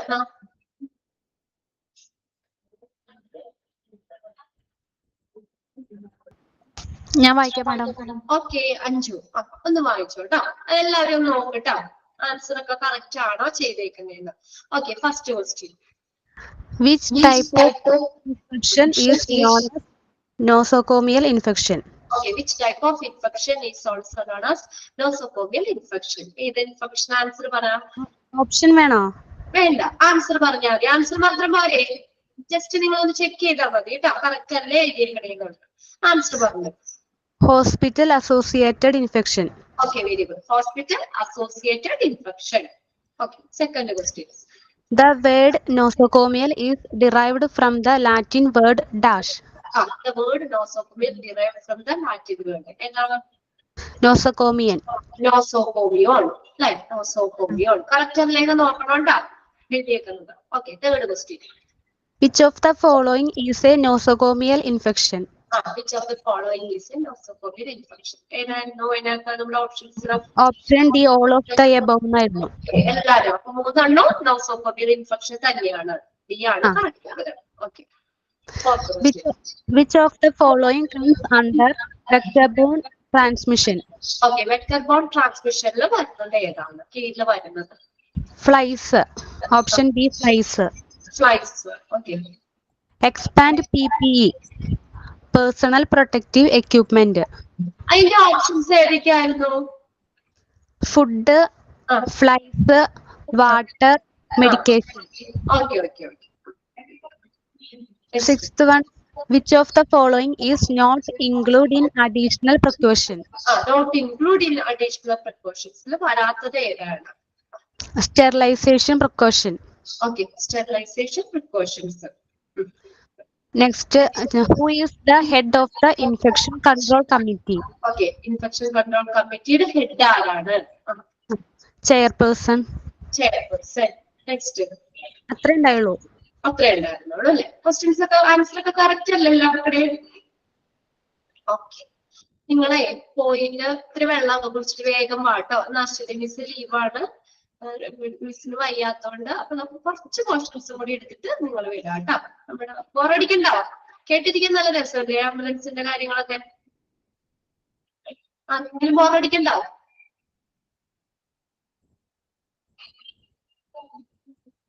ആർക്കാരും ബോറടിക്കുന്നില്ല? ചിഹ്നം കൂടെ അപ്പൊ തന്നെ ടൈപ്പ് ചെയ്തു. ഓക്കെ, ഒരു 2 മിനിറ്റ് വേഗം പോയി ഇത്ര വെള്ളം കുടിച്ചിട്ട് വാ. ഞാൻ ഇത്ര വെള്ളം കുടിക്കട്ടെ കേട്ടാ. ഓക്കെ, എല്ലാരും വന്നോട്ടാ വേഗം. കുറച്ച് നേരം കൂടി നമുക്ക് എടുത്തിട്ട് നിങ്ങൾ നേരത്തെ വിടാം കേട്ടോ. നമുക്ക് ഈ ഒരു ചാപ്റ്റർ കൂടി ഉണ്ട് നമുക്ക് ഇനി എക്സാമിന്. ഇനി അടുത്ത തന്നെ എക്സാം അടിച്ചിട്ടുണ്ട്. നമുക്ക് പോർഷൻ ഒന്ന് തീർക്കണം.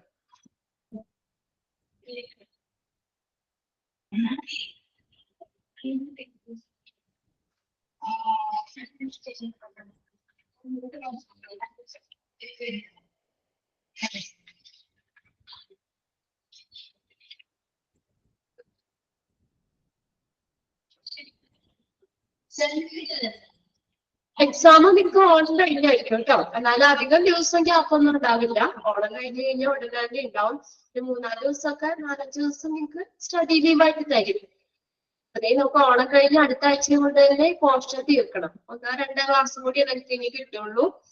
അപ്പത്തേക്കും നമുക്ക് ഈ പോർഷൻ തീർക്കണം. ഇനി ഫ്രീ സർവീസിന് ഒരു ചാപ്റ്റർ ഉണ്ട്, മോർച്ചറി സർവീസ്. നമുക്ക് ഇതിട്ട് അശ്വതി മിസ്സിന് ഒരു ചാപ്റ്റർ ഉണ്ടെന്നാ പറഞ്ഞത്.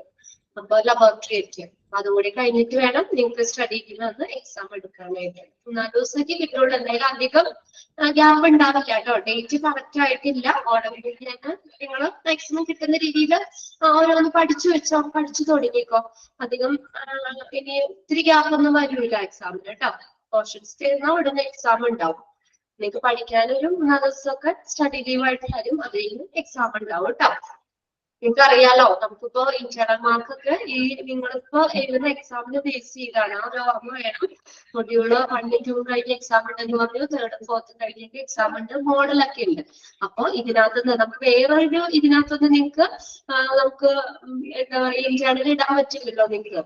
അപ്പൊ അതുകൊണ്ട് ഇന്റേണല് മാർക്ക് വരുന്നത് ഈ എക്സാമിന് ബേസ് ചെയ്തിട്ടായിരിക്കും. അപ്പൊ ഇതിന്റെ പെർഫോമൻസ് എങ്ങനെയുണ്ട്, ഇതിന്റെ മാർക്ക് കൊടുത്തിട്ടുണ്ടെങ്കിൽ നിങ്ങൾക്ക് ലാസ്റ്റ് എക്സാമിന് അതനുസരിച്ച് മാർക്ക് കൊടുത്തായിരിക്കും.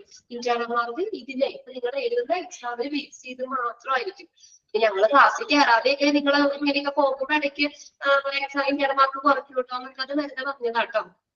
അതൊന്നും വിഷമിക്കേണ്ട. നിങ്ങൾ എഴുതുന്ന എക്സാമിനെ ബേസ് ചെയ്തിട്ടായിരിക്കും നിങ്ങളുടെ ഇന്റേണൽ മാർക്കൊക്കെ വരുന്നത്. ഇവിടെ നമുക്ക് കൂടുതൽ മാർക്ക് സ്കോർ ചെയ്യാൻ പറ്റിയ നമുക്ക് മെയിൻ എക്സാം ആകുമ്പോഴത്തേക്കും അതനുസരിച്ച് അത്രയും ഇന്റേണലിലെ മാർക്ക് നിങ്ങൾക്ക് കയറി വരും. ഓക്കെ, ഇപ്പോഴത്തെ പെർഫോമൻസ് കൂടി നമ്മൾ അതിന് നോക്കും.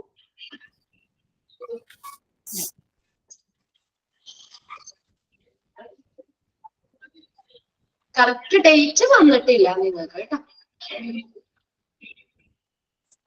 നിങ്ങളുടെ മുന്നുള്ളതാഴ്ച അത് നിങ്ങൾ തമ്മിലൊരു 2 ആഴ്ചത്തെ 2 ആഴ്ചത്തെ വ്യത്യാസമൊക്കെ ഉള്ളവരെ അവർക്ക് ഈ തേഴ്സ്ഡേ എക്സാം. തേഴ്സ്ഡേ 12-ാം തീയതി അവർക്ക് എക്സാം. നിങ്ങളുടെ ഓണം കഴിഞ്ഞാല് ഉണ്ടാവും. കുറച്ചോരോ ചാപ്റ്റർ കൂടിയല്ലേ നമുക്ക് കംപ്ലീറ്റ് ആവാനുള്ളൂ. അതുകൂടി കഴിഞ്ഞ് പിന്നെ എക്സാം ഇടാലോ. ഇത് കഴിഞ്ഞാലാണ് നമുക്ക് നെക്സ്റ്റ് മൊഡ്യൂളിലേക്ക് കിടക്കാൻ പറ്റുള്ളൂ. ഈ 2 മൊഡ്യൂളും കഴിഞ്ഞ് അതിന്റെ എക്സാം കഴിഞ്ഞതിന് ശേഷമാണ് 3rd മൊഡ്യൂൾ സ്റ്റാർട്ട് ചെയ്യാൻ പറ്റുള്ളൂ.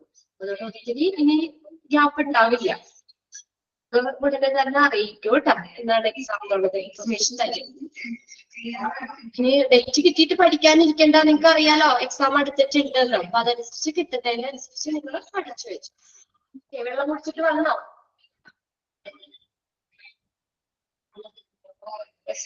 വെള്ളം കുടിച്ചില്ല.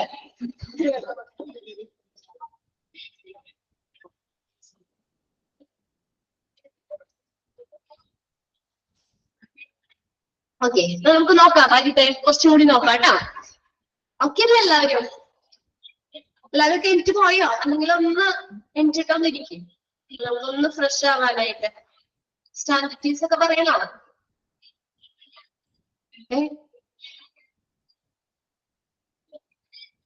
വേണ്ട അല്ലേ? എല്ലാരും ഒന്ന് ഇരുന്നോടത്തുനിന്നൊക്കെ ഒന്ന് എനിച്ചിട്ട് ഒന്നിരിക്കുക കേട്ടോ. അപ്പൊ ഫ്രഷ് ആയിട്ട് ഇരിക്കാം. ഇപ്പൊ നമ്മള് ഇതൊക്കെ നിങ്ങളൊന്ന് ശ്രദ്ധിക്കണം കേട്ടോ. ആംബുലൻസ് ഒക്കെ പോകുമ്പോ ഇപ്പൊ നമ്മൾ ഇനി പറയുന്ന കാര്യങ്ങളൊക്കെ അതിനകത്ത് ഉണ്ടോ, അങ്ങനെയൊക്കെയാണോ എന്നൊക്കെ ഒന്ന് നോക്കാം. അപ്പൊ നമുക്ക് കുറച്ചും കൂടി ക്ലിയർ ആവും ചെയ്യും. നിങ്ങളുടെ അത് ഓർമ്മയിൽ നിൽക്കും. അപ്പൊ നമ്മൾ പറഞ്ഞത് പാസീവ് വിഷ്വൽ സിമ്പലുകളാണ് പറഞ്ഞത്. അപ്പൊ അതിനകത്തൊരു കാര്യം എന്ന് വെച്ച് കഴിഞ്ഞാൽ ആ ചെക്ക് മാർക്ക് ഇല്ലേ. അപ്പൊ നമ്മുടെ ഇവിടെ കോമൺ ആയിട്ട് നമ്മൾ റെഡും വൈറ്റും അല്ലെങ്കിൽ ഗ്രീനും യെല്ലോയും ഇങ്ങനെയുള്ള മാർക്കുകളൊക്കെ കാണാം. അത് പഴയ ആംബുലൻസിലാണെങ്കിൽ എങ്ങനെയാണ് അത് പെയിന്റഡ് ആയിരിക്കും.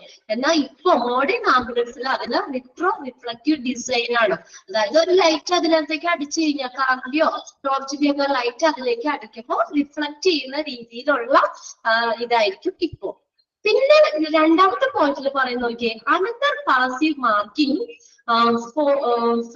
from in the word ambulance or local language alternative issued in reverse order on the front of the vehicle. അത് ശ്രദ്ധിച്ചിട്ടുണ്ടോ നിങ്ങൾ?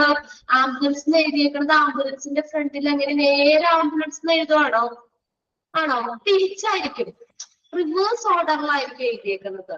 Reverse on the front of the vehicle, തിരിഞ്ഞായിരിക്കും ആംബുലൻസിൽ എഴുതിയേക്കുന്നത്. എന്തുകൊണ്ടാണ് അങ്ങനെ? ഇപ്പൊ നമ്മളിപ്പോ സൈറൻ ഇട്ട് വരികയാണെങ്കിൽ നമുക്ക് ആംബുലൻസ് ബാക്കിൽ ഉണ്ടെങ്കിലൊക്കെ നമുക്ക് അറിയാൻ പറ്റും അല്ലെ? സൈറൻ കേൾക്കുമ്പോ അറിയാൻ പറ്റും ആംബുലൻസ് ഉണ്ടെന്ന്. ഇനി സൈറൻ ഇടാതെ ആംബുലൻസ് വരികയാണ്, നമ്മുടെ ബാക്കിൽ ആംബുലൻസ് ഉണ്ടെന്നുള്ളത് നമുക്ക് എങ്ങനെ അറിയില്ല? ഇവിടെ കാണിച്ചു വന്നിട്ടുണ്ട് കേട്ടോ. അപ്പൊ നമ്മുടെ ഫ്രണ്ടിലിരിക്കുന്ന ആ ഡ്രൈവറിന് പുറമെയുള്ള ആംബുലൻസിനെ നമുക്ക് എങ്ങനെയാ പുറമെയുള്ള നമ്മുടെ ബാക്കിൽ നിൽക്കുന്ന ആംബുലൻസിനെ നോക്കാനായിട്ട് നമുക്ക് പുറം തിരിഞ്ഞ് നോക്കാൻ പറ്റുമല്ലോ. തിരിച്ച് ബാക്കിലേക്ക് ഡ്രൈവറിന് നോക്കാൻ പറ്റില്ല. അപ്പൊ എന്ത് ചെയ്യാം? മിററിൽ കൂടിയാണ് നോക്കുന്നത്. അപ്പൊ ഈ നമ്മുടെ ഫ്രണ്ടിൽ പോകുന്ന ആ ഡ്രൈവർ ആ മിററിൽ നോക്കുമ്പോ ആംബുലൻസിന് ഇത് തിരിഞ്ഞ് നേരെ കാണാൻ വേണ്ടിയിട്ടാണ് അതിൽ ആംബുലൻസിന് റിവേഴ്സ് ഓർഡറിൽ എഴുതിയേക്കുന്നത്.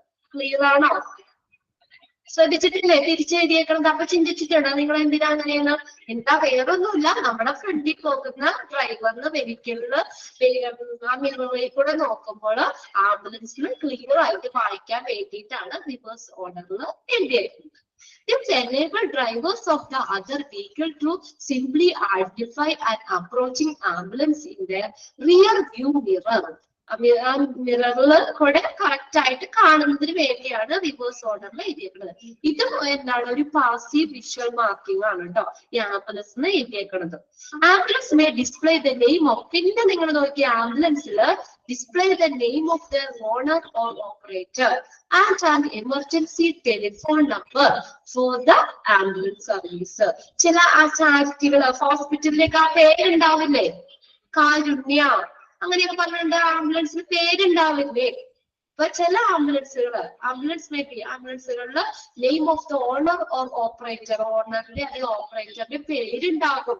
പിന്നെ അതുകൂടാതെ ടെലിഫോൺ നമ്പറും ഉണ്ടാകുന്നത്. പേഴ്സണലായിട്ട് നമുക്ക് പേഴ്സണലി ആംബുലൻസിനെ കോൺടാക്ട് ചെയ്യണമെങ്കിൽ നമുക്ക് ആ ടെലിഫോൺ നമ്പറിൽ വിളിച്ചാൽ മതി. ആ ഫോൺ നമ്പറിൽ ആംബുലൻസ് സർവീസ് വേണമെങ്കിൽ നമുക്ക് വിളിക്കാം, കോണ്ടാക്ട് ചെയ്യാം. അപ്പൊ അതുകൊണ്ട് ആംബുലൻസിന് ഓണറിന്റെയോ അല്ലെങ്കിൽ ഓപ്പറേറ്ററിന്റെയോ പേരും ടെലിഫോൺ നമ്പറും കൂടി ഉണ്ടാകും. ക്ലിയർ ആണോ? അത് രണ്ട് പാരഗ്രാഫ് ക്ലിയർ അല്ലേ? ഇനി അടുത്തത്, and ambulance may also have A symbol displayed. അതുകൂടാതെ ആംബുലൻസിൽ സിംബലുകൾ ഡിസ്പ്ലേ ചെയ്തിട്ടുണ്ട്. നമ്മൾ ആദ്യം പറഞ്ഞ സിംബലുകളില്ലേ? ഈ സിംബലുകൾ star of life, red cross, ഇങ്ങനെയുള്ള സിംബലുകൾ ആംബുലൻസിൽ ഡിസ്പ്ലേ ചെയ്തിട്ടുണ്ട്. ഇതെല്ലാം എന്താ? പാസീവ് വിഷ്വൽ വാണിംഗ് ആണ്. എന്തൊക്കെയാ? ഫസ്റ്റ് നമ്മൾ പറഞ്ഞത് ആ കോൺട്രാസ്റ്റ് പാറ്റേൺ വർക്ക് മാർക്കിംഗ് പറഞ്ഞു. പിന്നെ രണ്ടാമത്തെ പറഞ്ഞ ആംബുലൻസ് എന്ന് പറഞ്ഞ വേർഡ് തിരിച്ചെഴുതിയേക്കുന്നത്. പിന്നെ സിംബലുകളും ആംബുലൻസിൽ യൂസ് ചെയ്യുന്നുണ്ട്. ഇതെല്ലാം ഏതാണ്? പാസീവ് ആണ്. ഇത് പാസീവ് വിഷ്വൽ വാണിംഗ് ആണ്. ഇനി അടുത്തത് നമ്മൾ നോക്കുന്ന ആക്റ്റീവ് വിഷ്വൽ വാണിംഗ് ആണ്. ആക്റ്റീവ് ആണ്. അത് ഏതൊക്കെയാ വരത്തി നോക്കി? ആക്റ്റീവ് വിഷ്വൽ വാണിംഗില് usually the visual signs for the signals for the task are in the shape of flashing light. This flash in order to attract the attention of other road users as the ambulance approaches or to provide warning to motorist എന്ന് പറഞ്ഞു കഴിഞ്ഞാൽ വാഹനയാത്രികര് motorist approaching a stopped ambulance in a dangerous position on the road. ഇനി അടുത്ത അപ്പൊ passive നമ്മൾ പറഞ്ഞു ഇങ്ങനെയുള്ളത് paint ചെയ്തിരിക്കുന്നത് രീതിയിലുള്ള സിംബലുകളൊക്കെ പാസീവ്. ഇനി ആക്റ്റീവ് വിഷ്വൽ വാണിംഗിൽ വരുന്നതാണ് ഫ്ലാഷിംഗ് ലൈറ്റ്. ആംബുലൻസിൽ പോകുമ്പോ ഇങ്ങനെ നമ്മള് സൈറനടിച്ച് ലൈറ്റ് ഇട്ട് പോകില്ലേ? ലൈറ്റ് ഇങ്ങനെ മിന്നി ഫ്ലാഷിംഗ് ലൈറ്റുകള്, ലൈറ്റ് അതൊരു ആക്റ്റീവ് സിമ്പിളാണ്. എപ്പോഴും ലൈറ്റ് ഇട്ട് പോകുമോ ആംബുലൻസ്? എമർജൻസി ഒക്കെ പോകുമ്പോഴല്ലേ ലൈറ്റ് ഇട്ട് പോകുന്നത്, അല്ലാത്ത സമയത്ത് ലൈറ്റ് വേണ്ട. അപ്പൊ ഇതൊക്കെ ആക്റ്റീവ് സിമ്പിൾ ആണ്. ാണ് ഫ്ലാഷിംഗ് ലൈറ്റുകൾ വരുന്നത്. The visual signals for the task are in the shape of flashing light. അപ്പൊ ഈ ആക്റ്റീവ് വിഷ്വൽ വാണികൾ വരുന്നതാണ് ഫ്ലാഷിംഗ് ലൈറ്റുകൾ. അപ്പൊ ഇത് എന്തിനു വേണ്ടിയിട്ട് ലൈറ്റ് ഇടുന്ന ഫ്ലാഷിംഗ് ലൈറ്റ് ഇട്ട് പോകുന്ന ആംബുലൻസ് എന്താണ് റോഡ് യൂസ് ചെയ്യുന്നവർക്കും അതുപോലെ തന്നെ മറ്റുള്ള വാഹനയാത്രികർക്കും വാഹനത്തിനും ഒക്കെ ആംബുലൻസ് വരുന്നത് ഒരു അട്രാക്ഷൻ കിട്ടാൻ അല്ലെ. അതിനനുസരിച്ച് എന്ത് ചെയ്യണം, അവിടെ നമ്മൾ ഒതുക്കി കൊടുക്കണം. എമർജൻസി ആയിട്ട് പേഷ്യൻസിനെ ഒക്കെ ഹോസ്പിറ്റലിലേക്ക് എത്തിക്കാൻ വേണ്ടിയാ പോകുന്നത് അല്ലെ. അപ്പൊ നമ്മൾ അവർക്ക് പോകാൻ ആംബുലൻസിന് പോകാൻ വഴി ഒരുക്കി കൊടുക്കണം. അപ്പൊ അങ്ങനെ മറ്റുള്ള യൂസേഴ്സ് റോഡ് യൂസേഴ്സിനൊക്കെ ശ്രദ്ധ കിട്ടുക, ആംബുലൻസ് വരുന്നുണ്ട് അതനുസരിച്ച് നമ്മൾ ഒതുങ്ങി കൊടുക്കണം എന്ന് ശ്രദ്ധ കിട്ടുന്നതിന് വേണ്ടിയിട്ടാണ് ഈ ലൈറ്റുകൾ ഫ്ലാഷിംഗ് ലൈറ്റുകൾ യൂസ് ചെയ്യുന്നത്. പിന്നെ അതുകൂടാതെ ഒരു കാര്യം കൂടി ഇവിടെ പറയുന്നുണ്ട്. ഈ ആംബുലൻസ് ഒക്കെ നമ്മൾ ആക്സിഡന്റ് ഒക്കെ പറ്റിക്കഴിഞ്ഞാൽ ആംബുലൻസ് ഒക്കെ വരുമില്ലേ, അപ്പൊ എന്ന് പറഞ്ഞാൽ അത് കറക്റ്റ് ഒതുക്കിയൊക്കെ അങ്ങനെ നിർത്താനുള്ള സമയമില്ല. അപ്പൊ ഡേഞ്ചറസ് പൊസിഷനിൽ എന്തെങ്കിലും എമർജൻസി ആയിട്ടൊക്കെ വരുമ്പോൾ ആംബുലൻസ് നിർത്തിയിട്ടുണ്ടെങ്കിലും ആ ലൈറ്റ് കാണുമ്പോൾ ദൂരെ നിന്ന് വരുന്ന മറ്റു വാഹനയാത്രക്കാരില്ലേ, മറ്റുള്ള ആളുകൾക്ക് ആംബുലൻസ് അവിടെ നിർത്തിയിട്ടുണ്ട്, അല്ലെങ്കിൽ ആംബുലൻസ് ഉണ്ടെന്ന് ഒരു വാണിംഗ്, അവർക്കൊരു മുന്നറിയിപ്പ് കൊടുക്കാനും കൂടി വേണ്ടിയിട്ടാണ് ഇങ്ങനെ ഈ ഫ്ലാഷിംഗ് ലൈറ്റ് യൂസ് ചെയ്യുന്നത്. മനസ്സിലായോ? അപ്പൊ ആംബുലൻസ് അവിടെ ഉണ്ട് എന്നൊക്കെ മറ്റു ദൂരെ നിന്ന് വരുന്ന യാത്രികർക്കും ഒക്കെ ഒരു വാണിംഗ്, ഒരു മുന്നറിയിപ്പ് കൊടുക്കുന്നത്, അല്ലെങ്കിൽ അവര് ശ്രദ്ധിക്കാതെയൊക്കെ പോകും അല്ലെ. അപ്പൊ അപകടകരമായ ഒരു അവസ്ഥയിൽ ആംബുലൻസ് നിർത്തിയിട്ടിരിക്കുകയാണെങ്കിൽ അപ്പൊ അവിടെ ആംബുലൻസ് ഉണ്ടെന്ന് ദൂരേന്ന് വരുന്ന ഡ്രൈവേഴ്സിന് ആളുകൾക്കൊക്കെ വാഹനയാത്രക്കാർക്കൊക്കെ എന്താണ് ഒരു വാണിംഗ് കൊടുക്കുന്നതിന് വേണ്ടിയിട്ടാണ് ഈ ലൈറ്റ് ഇട്ടേക്കുന്നത്, ഈ ഫ്ലാഷിംഗ് ലൈറ്റ് ഉപയോഗിക്കുന്നത്. ക്ലിയർ ആണോ? ക്ലിയർ അല്ലേ? ഓക്കെ അല്ലേ? ഒരു തമ്പിടാനായിട്ട് ഇത്ര ബുദ്ധിമുട്ടാണ് നിങ്ങൾക്ക്? ആ ഓക്കെ, വെരി ഗുഡ്. ഇനി നോക്കി അടുത്തത്, ഇത് ഇമ്പോർട്ടന്റ് ആണ് കേട്ടോ, നോട്ട് ചെയ്ത് പഠിച്ചോ. Common colours for ambulance warning beacon. Ambulance warning ബീക്കണുകളിൽ ഉപയോഗിക്കുന്ന കോമൺ കളറുകൾ blue, red, amber and white. Amber എന്ന് പറഞ്ഞാൽ ബ്രൗണിഷ് യെല്ലോ കളറാണ്, ബ്രൗണിഷ് യെല്ലോ കളർ ആംബർ. അപ്പൊ ഇങ്ങനെയുള്ള കളറുകളാണ് ആംബുലൻസ് ബീക്കൺ. ബീക്കൺ എന്ന് പറഞ്ഞാൽ എന്താ? ലൈറ്റ്. ബീക്കൺ എന്ന് പറഞ്ഞാൽ ലൈറ്റ് എന്നാണ് മീനിങ്. ആംബുലൻസ് ലൈറ്റുകളിൽ സാധാരണയായിട്ട് ഉപയോഗിക്കുന്ന കളറുകളാണ് ബ്ലൂ കളർ ഉപയോഗിക്കാം, റെഡ് കളർ ഉപയോഗിക്കാം, ആംബർ ഉപയോഗിക്കാം, വൈറ്റ് ഉപയോഗിക്കാം. ഓക്കെ, അതൊന്നും അണ്ടർലൈൻ ചെയ്തിടാം. However, the colors may differ by the country. ഓരോ രാജ്യത്തിനനുസരിച്ചും കളറുകൾ വ്യത്യാസപ്പെടാം. However, the colors may differ by country. രാജ്യങ്ങൾക്കനുസരിച്ചും ഈ കളർ വ്യത്യാസപ്പെടാം. നിങ്ങൾ കണ്ടിട്ടുള്ള കോമൺ കളർ എങ്ങനെയൊക്കെയാ? ബ്ലൂമും റെഡ് അല്ലേ കണ്ടേക്കുന്നേ കൂടുതല് അല്ലെ? ലൈറ്റുകള് ആംബുലൻസ് ലൈറ്റില് ബ്ലൂ റെഡ് ഒക്കെ അല്ലേ കണ്ടേക്കുന്നേ? ഓക്കെ, ഇനി അടുത്ത് നോക്കി, നെക്സ്റ്റ് പറഞ്ഞേക്കുന്ന ഒരു ആക്റ്റീവ് വിഷ്വൽ വാർണിംഗ് ആണ്. There are several technologies presently used to achieve the flashing effect on, including the flash a light bulb or LED bulb. പിന്നെ നെക്സ്റ്റ് വേറൊരു കാര്യമാണ്, ഫ്ലാഷിംഗ് എഫക്റ്റ് കിട്ടാൻ LED ബൾബുകളും യൂസ് ചെയ്യാം. Flashing or rotating halogen, rotate ചെയ്യുന്ന halogen ബൾബുകളില്ലേ അത്. പിന്നെ അതിന്റെ strobe light. Strobe light എന്ന് പറഞ്ഞാൽ സാധാരണ ലൈറ്റ്, ഇൻകാൻഡസന്റ് ലൈറ്റിനേക്കാളും ജ്വലിക്കുന്ന ലൈറ്റിനേക്കാളും കൂടുതൽ തിളക്കമുള്ള സ്ട്രോബ് ലൈറ്റുകളും ആംബുലൻസിൽ യൂസ് ചെയ്യാം.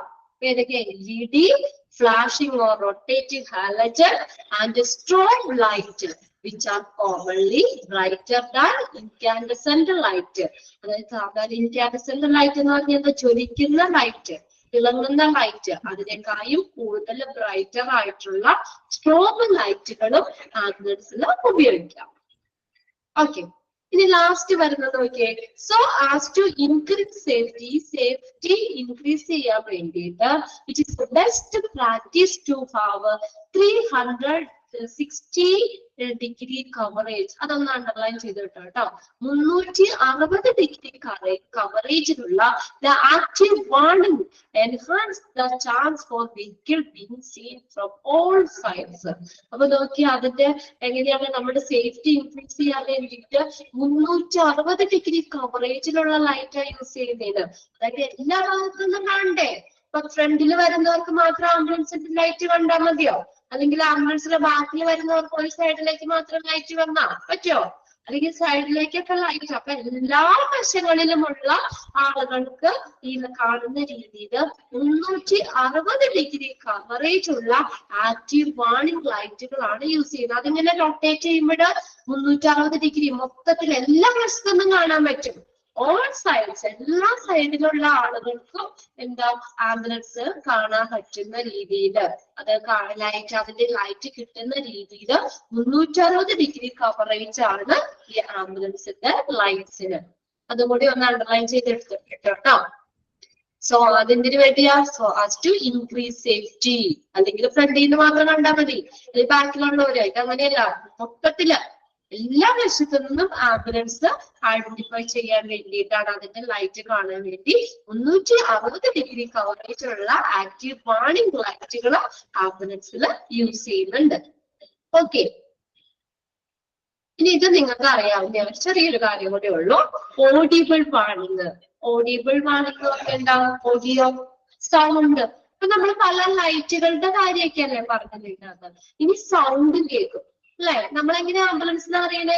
നമ്മളിപ്പോ നമ്മുടെ വീടിന്റെ ഉള്ളിൽ ഇരിക്കുക, ആംബുലൻസ് പോകണ്ടെങ്കിൽ എങ്ങനെ അറിയണ്ടേ? സൈറൻ കേട്ടല്ല, അത് ലൈറ്റ് നോക്കും. അടുത്താണ്. ഇപ്പൊ നമ്മുടെ റോട്ടിൽ ഇറങ്ങിയിരിക്കുകയാണെങ്കിൽ ലൈറ്റ് കണ്ടാൽ ചിലപ്പോൾ അറിയാൻ പറ്റുമായിരിക്കും.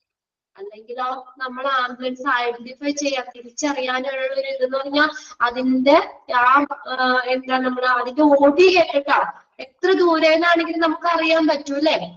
ദൂരേനാണെങ്കിലും നമുക്ക് അറിയാൻ പറ്റില്ല സൗണ്ട് കേൾക്കുമ്പോ ആംബുലൻസ് വന്നിട്ടുണ്ടെന്ന്. അത് എന്തിനു വേണ്ടിയിട്ടാ ആംബുലൻസ് ഈ സൗണ്ട് കേൾപ്പിച്ചു പോകുന്നത്? എല്ലാവരും മറ്റുള്ള റോഡ് യൂസേഴ്സ് ഒക്കെ ഒതുങ്ങി കൊടുക്കാൻ, ആംബുലൻസിൽ പോകാൻ വഴി കൊടുക്കാൻ, അല്ലെ?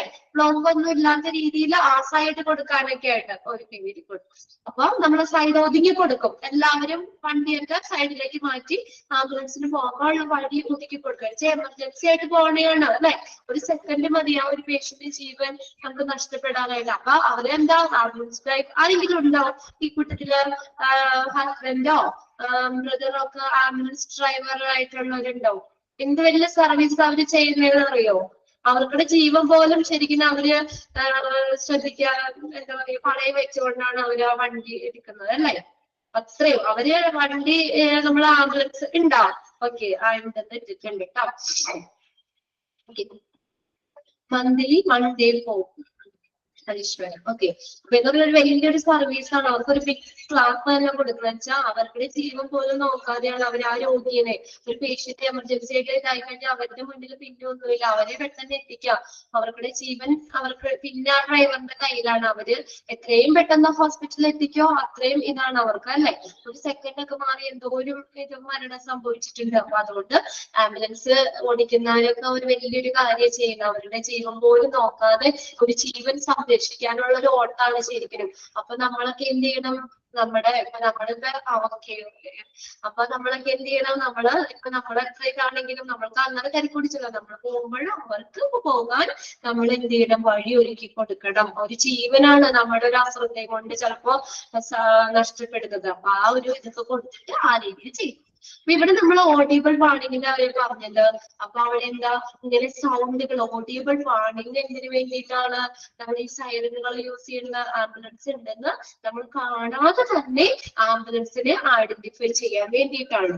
നോക്കി, സംടൈംസ് ഇതിനെന്താ നമുക്ക് ഓഡിബിൾ വാർണിംഗ്സ്, അതിനെന്താ സൈറനുകൾ എന്നറിയപ്പെടുന്നത്. Sirens which can alert people and vehicles to the presence of ambulance before they can see. കാണുന്ന ആംബുലൻസ് കാണുന്നതിന് മുന്നേ അവർക്ക് ഐഡന്റിഫൈ ചെയ്യാൻ, ആംബുലൻസിനെ ഐഡന്റിഫൈ ചെയ്യാൻ, അവരെ പീപ്പിളിനെ അലേർട്ട് ആക്കാൻ വേണ്ടിയിട്ടൊക്കെയാണ് ഈ ഓഡിബിൾ വാർണിംഗ്സുകൾ, സൈറനുകൾ യൂസ് ചെയ്യുന്നത്. നോക്കിയേ, the first hearable warning were mechanical bell. Underline ചെയ്തിട്ട് ഫസ്റ്റ് ഹിയറബിൾ വാർണിംഗ് ഏതാണ്? മെക്കാനിക്കൽ ബെല്ലാണ്. Mechanical bell mounted or to either of the front of roof of the ambulance. ആംബുലൻസിന്റെ റൂഫില് ഫ്രണ്ടിലെ റൂഫില് മൗണ്ട് ചെയ്തിരിക്കുന്ന മെക്കാനിക്കൽ ബെല്ലായിരുന്നു ആദ്യത്തെ ഇത്. എന്നാൽ ഇപ്പൊ നോക്കിയേ, most modern ambulance are now equipped with electronic sirens. Underline ചെയ്യുക, ഇപ്പൊ ആംബുലൻസുകളിൽ ഏതാ ഇലക്ട്രോണിക് സൈറനുകളാണ്. ആംബുലൻസ് ഡ്രൈവേഴ്സ് ഉണ്ടെന്ന് പറഞ്ഞാൽ അവർക്ക് അത് അറിയാൻ പറ്റും. എന്താ, which produce A range difference of noise with ambulance operators. അവർക്ക് എന്താ, അവിടെ ആ റേഞ്ച് ഡിഫറൻസ് ഉണ്ടാക്കാൻ പറ്റും ആ നോയിസിന്. അത് ഡ്രൈവറിന് തന്നെ ചെയ്യാം. അപ്പൊ എന്താ പറയാ, നിങ്ങൾ ശ്രദ്ധിച്ചിട്ടുണ്ടോ, എല്ലാ സമയത്തും ഓരോ സൗണ്ട് ആയിരിക്കും ആംബുലൻസ് പോകുമ്പോൾ? പല സൗണ്ടിന് പോകുന്നത് ശ്രദ്ധിച്ചിട്ടുണ്ടോ? ഇപ്പൊ കഴിഞ്ഞ ക്ലാസ്സില് ഫസ്റ്റ് നമ്മുടെ രാവിലത്തെ ബാച്ചിൽ ആ കുട്ടി പറഞ്ഞു വീടിന്റെ അടുത്ത് തന്നെ, അല്ല റോഡിനോട് ചേർന്ന് തന്നെയാണ് വീട്, അതുകൊണ്ട് സൈലൻസ് ശ്രദ്ധിച്ചിട്ടുണ്ടെന്ന് പറഞ്ഞു. എപ്പോഴും ആംബുലൻസ് ഒക്കെ പോകുമ്പോഴേ ആ ഒരു ഡിഫറൻസ് നിങ്ങൾ ആരെങ്കിലും അത് ശ്രദ്ധിച്ചിട്ടുണ്ടോ? പല ഉണ്ട്, ജിൻസി മെസ്സേജ് ഇട്ടിട്ടുണ്ട്. ഒരു ഡിഫറൻസ് ഉണ്ടാവും എപ്പോഴും. ഓരോ സൗണ്ട് ആരാ സൈലൻ വഴിക്കല്ല പോകുന്നത്. അതെന്താ അങ്ങനെ? ഇപ്പത്തെ ഒരു സിസ്റ്റത്തില് ഇപ്പൊ നമുക്ക് ഇലക്ട്രോണിക് സൈറനാണ് ഉപയോഗിക്കുന്നത്. അവിടെ എന്താണ്, ഒരു റേഞ്ച് ഡിഫറൻസ് അറിയാൻ പറ്റും. അത് ആംബുലൻസിലെ ഡ്രൈവറിന് തന്നെ ഓപ്പറേറ്റ് ചെയ്യാൻ പറ്റും. അപ്പൊ അത് ഇതെന്ന് പറഞ്ഞാൽ can use attract more attention, കൂടുതൽ ശ്രദ്ധ കിട്ടാൻ വേണ്ടിയിട്ടാണ് അത്. Especially when advancing through an intersection or in a heavy traffic. നോക്കിയേ, അപ്പൊ എന്ന് പറഞ്ഞാൽ അത് പല ആംബുലൻസിന് പോകാൻ വഴി നൽകണം. അത് അങ്ങനെ പോകുമ്പോഴ് എമർജൻസി ആയിട്ട് പോകുമ്പോ ഒരു സൈറനായിരിക്കും. ഡെഡ് ബോഡി കൊണ്ടുപോകുമ്പോഴ് ചിലപ്പോൾ സൈറൻ ഇടാതെ പോകാം, അല്ലെങ്കിൽ വേറൊരു തരം സൗണ്ട് ആയിരിക്കും, ഒരു സൈറനായിരിക്കും. ഏറ്റവും അപകടകരമായിട്ട് പോകുമ്പോൾ അതിന്റെ മോഡുലേഷൻ വ്യത്യാസപ്പെടും. അപ്പൊ അതനുസരിച്ച് ആളുകൾക്ക് അറിയാൻ പറ്റും കൂടുതൽ എമർജൻസി ആണോ അല്ലെങ്കിൽ എങ്ങനെയാണോ. അപ്പൊ ആ സൈറനില് അതനുസരിച്ച് എന്ത് ചെയ്യാൻ പറ്റും, അതിന്റെ ഒരു മോഡുലേഷൻ, നോയിസ് മോഡുലേഷൻ വരുത്താൻ പറ്റും. അങ്ങനെ അത് ആ ആംബുലൻസ് ഡ്രൈവറിന് തന്നെ എന്ത് ചെയ്യാൻ പറ്റും, മാറ്റാൻ പറ്റും. അങ്ങനെയുള്ള ഇലക്ട്രോണിക് സൈറനുകളാണ് ഇന്ന് ഉപയോഗിക്കുന്നത്. പിന്നെ ഈ ഹെവി ട്രാഫിക് ഉള്ള ഒരു ഏരിയയില്, ഇന്റർസെക്ഷൻ ഹെവി ട്രാഫിക് ഉള്ള ഒരു ഏരിയയില് ആ സംഭവം എന്ന് പറഞ്ഞാൽ എന്താ, സൈറൻ സെൻസിറ്റീവ് ആയിരിക്കും. അപ്പൊ എന്ന് പറഞ്ഞാൽ അത് അനുസരിച്ച് അതിനനുസരിച്ചുള്ള അതൊരു എന്താ പറയാ, ഒരു ഇതുപോലെ ഒരു ഹെവി ട്രാഫിക്കിലൂടെ ആണ് കടന്നു പോകണമെങ്കിൽ അതനുസരിച്ച് സൈറന്റെ നോയിസ് തന്നെ ചേഞ്ച് ചെയ്യും. ഹെവി ട്രാഫിക് അതിനെ സെൻസ് ചെയ്തിട്ട്, ആ ഹെവി ട്രാഫിക്കിനെ സെൻസ് ചെയ്തിട്ട് അതിനനുസരിച്ച് ആ സൈറന്റെ വോയിസ് തന്നെ ചേഞ്ച് ചെയ്യുന്ന പോലെയുള്ള ഇലക്ട്രോണിക് സൈറനുകളൊക്കെയാണ് ഇപ്പൊ ഉപയോഗിക്കുന്നത്. ഓക്കെ, ഇതാണ് അതിനകത്ത് പറയുന്നത് ആ പോയിന്റിൽ സൈറനുകളുടെ കാര്യം. ഇലക്ട്രോണിക് സൈറനാണ്. അത് ആംബുലൻസ് ഡ്രൈവറിന് തന്നെ അതിന്റെ ഡിഫറെന്റ് നോയിസ് മോഡുലേഷൻ വരുത്താൻ പറ്റും. ടൈപ്പ് ഓഫ് എമർജൻസി അനുസരിച്ച് പല ടൈപ്പ്. ഏറ്റവും അപകടാവസ്ഥയായി പോവുകയാണെങ്കിൽ ഒരു സൈറൻ, സാധാരണ രീതിയിൽ പോവുകയാണെങ്കിൽ ഒരു ഇത്, അതീവ ഗുരുതരാവസ്ഥയിലുള്ള പേഷ്യൻസിനെ കൊണ്ടുപോവുകയാണെങ്കിൽ അങ്ങനെ, ഡെഡ് ബോഡീസ് കൊണ്ടുപോവുകയാണെങ്കിൽ അതിനൊരു സൈറൻ. അങ്ങനെ ഒരു മോഡുലേഷൻ ഇപ്പൊ ഉണ്ട്. ഇനി നോക്കിയേ, A new development is the use of the RDS, radio data system of car radios. ഇപ്പോ ചില ആംബുലൻസുകളൊക്കെ RDS system, radio data system ഉപയോഗിച്ചിട്ടുള്ള ആംബുലൻസുകളുണ്ട്. അത് എന്തിനാ, കമ്മ്യൂണിക്കേഷന് വേണ്ടി തന്നെ ഉപയോഗിക്കുന്നതാണ് കേട്ടോ, റേഡിയോ ഡേറ്റ സിസ്റ്റം. ചില ആംബുലൻസുകള് RDS സിസ്റ്റം ഉള്ള ആംബുലൻസുകൾ ഉണ്ട്. അതും കമ്മ്യൂണിക്കേഷന് വേണ്ടി തന്നെയുള്ളതാണ് അത്. പിന്നെ അടുത്തത്, the ambulance is equipped with a short range FM transmitter. പിന്നെ FM ട്രാൻസ്മിറ്റർ ഉണ്ട്, which is the radio of all cars within the range. അടുത്തതെന്ന് പറഞ്ഞാൽ FM ട്രാൻസ്മിറ്റർ ഉണ്ട്. ചില ആംബുലൻസുകൾ FM ട്രാൻസ്മിറ്റർ സജ്ജീകരിച്ചിരിക്കുന്നു. അതെന്തിനാന്ന് വെച്ചാൽ ഒരു പ്രത്യേക ഒരു ലോക്കലില്ലേ, ഒരു ചെറിയ ഒരു മെസ്സേജ് പാസ് ചെയ്യുന്ന രീതിയിലുള്ള ചെറിയൊരു ട്രാൻസ്മിറ്റർ. ഇതാണ് FM മെസ്സേജ് ട്രാൻസ്മിറ്റ് ചെയ്യുന്ന രീതിയിലുള്ള ഒരു ചെറിയൊരു ട്രാൻസ്മിറ്റർ ഉണ്ടായിരിക്കും. ഓക്കെ, ഒരു മെസ്സേജ് പാസ് ചെയ്യുന്ന രീതിയിലുള്ള ട്രാൻസ്മിറ്റർ ഉണ്ടാക്കും. അപ്പൊ ചില ambulance RDS radio data system സജ്ജീകരിച്ചിട്ടുണ്ടാകും, അതും കമ്മ്യൂണിക്കേഷന് വേണ്ടിയിട്ട് തന്നെയുള്ളതാണ്. പിന്നെ അതുപോലെ ചില ആംബുലൻസുകൾ FM ട്രാൻസ്മിറ്റർ ഉണ്ടാക്കും. അതെന്തിനാ? മെസ്സേജ് പാസ് ചെയ്യുന്ന രീതിയിലുള്ള ചെറിയ ട്രാൻസ്മിറ്റർ, അതാണ് FM ട്രാൻസ്മിറ്റർ എന്ന് പറയാം. അങ്ങനെയുള്ളതും ഉണ്ടാക്കാം. ഇതെല്ലാം ഓഡിബിൾ വാർണിംഗിൽ വരുന്നതാണ്. ക്ലിയർ ആണോ? ഇത്രയും കാര്യങ്ങള് ഒന്ന് വായിച്ചാൽ മനസ്സിലാവുന്ന കാര്യമേ ഉള്ളൂ നിങ്ങക്ക്. ഓക്കെ, ബോറടിക്കണ്ടോ? ബോറടിക്കണ്ടോ? ഇല്ല. ഓക്കെ, ഇത്രയും കാര്യങ്ങളൊക്കെ ഇതൊക്കെ നിങ്ങളൊന്ന് ശ്രദ്ധിക്കണം കേട്ടോ. ഇനി ഒരു ചെറിയ കാര്യം കൂടി പറഞ്ഞിട്ട് നമുക്ക് ക്ലാസ് നിർത്താം. ഇത് നിങ്ങൾക്ക് അറിയാവുന്നതൊക്കെ തന്നെ കാര്യമാണ്. കോസ്റ്റ് അനുസരിച്ച് നമുക്ക് ആംബുലൻസിനെ 4ആയിട്ട് ക്ലാസിഫൈ ചെയ്യാം. കോസ്റ്റ് അനുസരിച്ചിട്ട്, അത് നമുക്ക് ആംബുലൻസ് നൽകുന്ന സർവീസ് ഇല്ലേ, അതിനൊരു കോസ്റ്റ് വേണമല്ലോ. അപ്പൊ ആ ഒരു കോസ്റ്റ് അനുസരിച്ചിട്ട് ആംബുലൻസിനെ നമുക്ക് 4ആയിട്ട് തിരിക്കാം. ഗവൺമെന്റ് ഫണ്ടഡ് സർവീസ്, രണ്ടാമത്തെ പ്രൈവറ്റ്ലി ഫണ്ടഡ് സർവീസ്, മൂന്നാമത്തെ ചാരിറ്റി ഫണ്ടഡ് സർവീസ്, പിന്നെ 4ആമത്തെ ഹോസ്പിറ്റൽ ഫണ്ടഡ് സർവീസ്. ഇത് കൂടി പറഞ്ഞിട്ട് നമുക്ക് നിർത്താം കേട്ടോ. ഓക്കെ, അപ്പൊ നോക്കി, അപ്പൊ ആംബുലൻസിന്റെ ആ ഒരു cost, the ambulance ride cost can be paid from several sources. ആംബുലൻസിന്റെ റൈഡ് കോസ്റ്റ് നമുക്ക് പല സോഴ്സിൽ നിന്നും പേ ചെയ്യാം. And this will relate local situation or kind of service. നമുക്ക് തരുന്ന സർവീസ് നമ്മുടെ ലോക്കൽ സിറ്റുവേഷൻ അനുസരിച്ച് ഇതൊക്കെ കോസ്റ്റ് വ്യത്യാസപ്പെടാം. ആംബുലൻസിന്റെ അല്ലെങ്കിൽ ആരാണ് അത് പ്രൊവൈഡ് ചെയ്യുന്നത് അതനുസരിച്ചും ആരിലൂടെയാണ് നമുക്ക് ആംബുലൻസ് സർവീസ് കിട്ടുന്നത് അതൊക്കെ അനുസരിച്ച് ആംബുലൻസ് നൽകുന്ന സർവീസ് അതിന്റെ കോസ്റ്റിന് വ്യത്യാസം വരാം. So based on the type of cost, the ambulance service may be classified into 4: government funded service, privately funded service, charity funded service, hospital funded service. First to നോക്കിയേ, government funded service. ഞാൻ അതുപോലെ പറയുന്നത് നിങ്ങൾ വേഗം നല്ല interest ആയിട്ട് വേഗം നമുക്ക് തീർക്കാം. ഗവൺമെന്റ് ഫണ്ടഡ് സർവീസ് എന്ന് പറഞ്ഞാല് ചില മുനിസിപ്പാലിറ്റി, കോർപ്പറേഷൻ, പഞ്ചായത്ത് ഇതിന്റെയൊക്കെ കീഴിൽ വരുന്ന ആംബുലൻസ് ആണ്. നിങ്ങളൊക്കെ എവിടെ നിൽക്കുന്ന മുനിസിപ്പാലിറ്റിയിലുള്ളവരുണ്ടോ? പഞ്ചായത്തില്, മുനിസിപ്പാലിറ്റി, കോർപ്പറേഷനില്? ഓക്കെ, പഞ്ചായത്തിലുള്ളവരുണ്ട്. ഞാൻ പഞ്ചായത്തിലാട്ടോ, ചിറ്റാറ്റുകര എന്ന് പറഞ്ഞ പഞ്ചായത്തിലാണ്. ഓക്കെ, അപ്പൊ പഞ്ചായത്തിൽ ജീവിക്കുന്നവരുണ്ടാവാം, മുനിസിപ്പാലിറ്റി ഏരിയയിലുള്ളവരാണ്, കോർപ്പറേഷനിലുള്ളവരുണ്ടാവാം. അപ്പൊ അതിന്റെയൊക്കെ കീഴിൽ ഒരു ആംബുലൻസ് ഉണ്ട്. ഇപ്പൊ നമ്മുടെ വീടുകളിൽ ആരെങ്കിലൊക്കെ മരിക്കുകയാണെങ്കിൽ നമുക്ക് അപ്പൊ നമ്മൾ ആരാണ്? ഇപ്പൊ പഞ്ചായത്തിലാണെങ്കിൽ അവിടെ പഞ്ചായത്ത് മെമ്പർ ഇല്ലേ, പഞ്ചായത്ത് മെമ്പറിനെ നമ്മൾ വിവരം അറിയിക്കുമല്ലോ മരിച്ചു എന്നൊക്കെ ഉള്ളത്.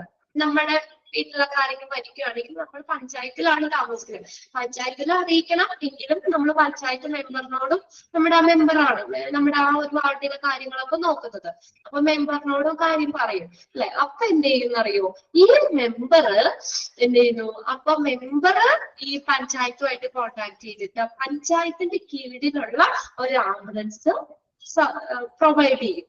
ഇപ്പൊ കോർപ്പറേഷനിലാണെങ്കിൽ ഇവിടെ ഉണ്ട് ആംബുലൻസ് ആവശ്യം ഇട്ടിട്ടുണ്ട്. അപ്പൊ കോർപ്പറേഷനിലുള്ളവരാണെങ്കിൽ അവർക്ക് ബന്ധപ്പെട്ടവരെ അറിയിക്കുമ്പോൾ കോർപ്പറേഷന്റെ കീഴിലുണ്ടാവും ആംബുലൻസ്. അപ്പൊ അവിടെ നിന്ന് ആംബുലൻസ് അവൈലബിൾ ആയിരിക്കും അവർക്ക്. അപ്പൊ അങ്ങനെയുള്ളത്. അപ്പൊ എന്ന് പറഞ്ഞാൽ അപ്പൊ നമ്മളിപ്പോ പഞ്ചായത്തിലാണെങ്കിലും മെമ്പറിനെ പറയുമ്പോൾ മെമ്പർ വിളിച്ചു പറയുമ്പോൾ ആംബുലൻസ് സർവീസ് നമുക്ക് തരും. അപ്പൊ എന്ന് പറഞ്ഞാൽ അതിനൊരു ചെറിയൊരു ഫീസാ വരുള്ളൂ. സാധാരണ പ്രൈവറ്റ് നമ്മൾ ആംബുലൻസ് വിളിക്കുന്നതിന് വെച്ച് നോക്കുമ്പോൾ സർവീസ് എങ്ങനെയായിരിക്കും, അത് കുറച്ച് ചാർജ് കുറവായിരിക്കും, ഒരു ചെറിയൊരു എമൗണ്ട് ആയിരിക്കും അവിടെ വരുന്നത്.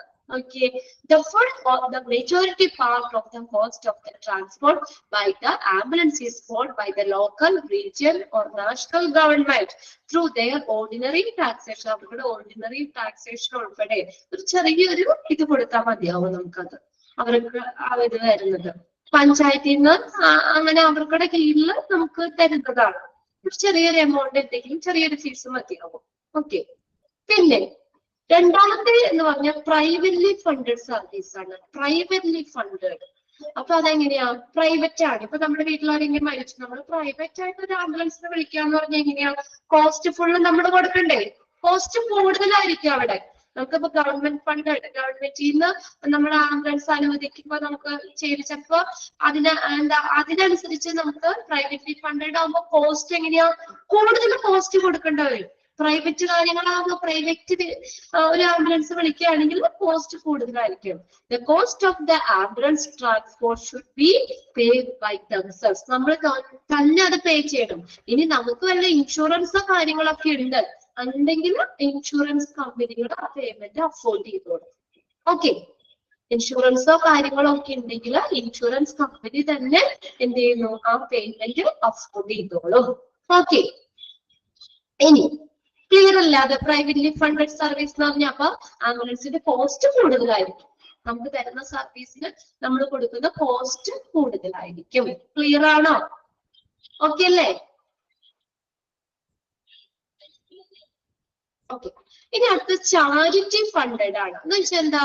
ചാരിറ്റി നൽകുന്ന ആംബുലൻസ് ആണ്. ഒരു ചാരിറ്റി പ്രൊവൈഡ് ചെയ്യുന്ന ആംബുലൻസ് ആയിരിക്കും ചാരിറ്റി ഫണ്ടഡ് സർവീസ് എന്ന് പറഞ്ഞാൽ. Transport by ambulance may be given free of charge to patient by charity. Although contribution may be sought for services received. അപ്പൊ ഇത് ഫ്രീ ആയിരിക്കും. ഒരു ചാരിറ്റി, ഇപ്പൊ നമ്മുടെ വീട്ടില് ആരെങ്കിലും palliative, okay very good, palliative care പോലുള്ള ഒരു ചാരിറ്റി നൽകുന്നത്. അപ്പൊ നമ്മുടെ വീട്ടിൽ ആരെങ്കിലും മരിച്ചു കഴിഞ്ഞാൽ ആ ചാരിറ്റി ഫ്രീ ആയിട്ട് ആംബുലൻസ് തരും. നമ്മൾ അതിന് വേറെ കാശൊന്നും കൊടുക്കണ്ട. ഫ്രീ സർവീസ് ആയിരിക്കും പ്രൊവൈഡ് ചെയ്യുന്ന ചാരിറ്റി.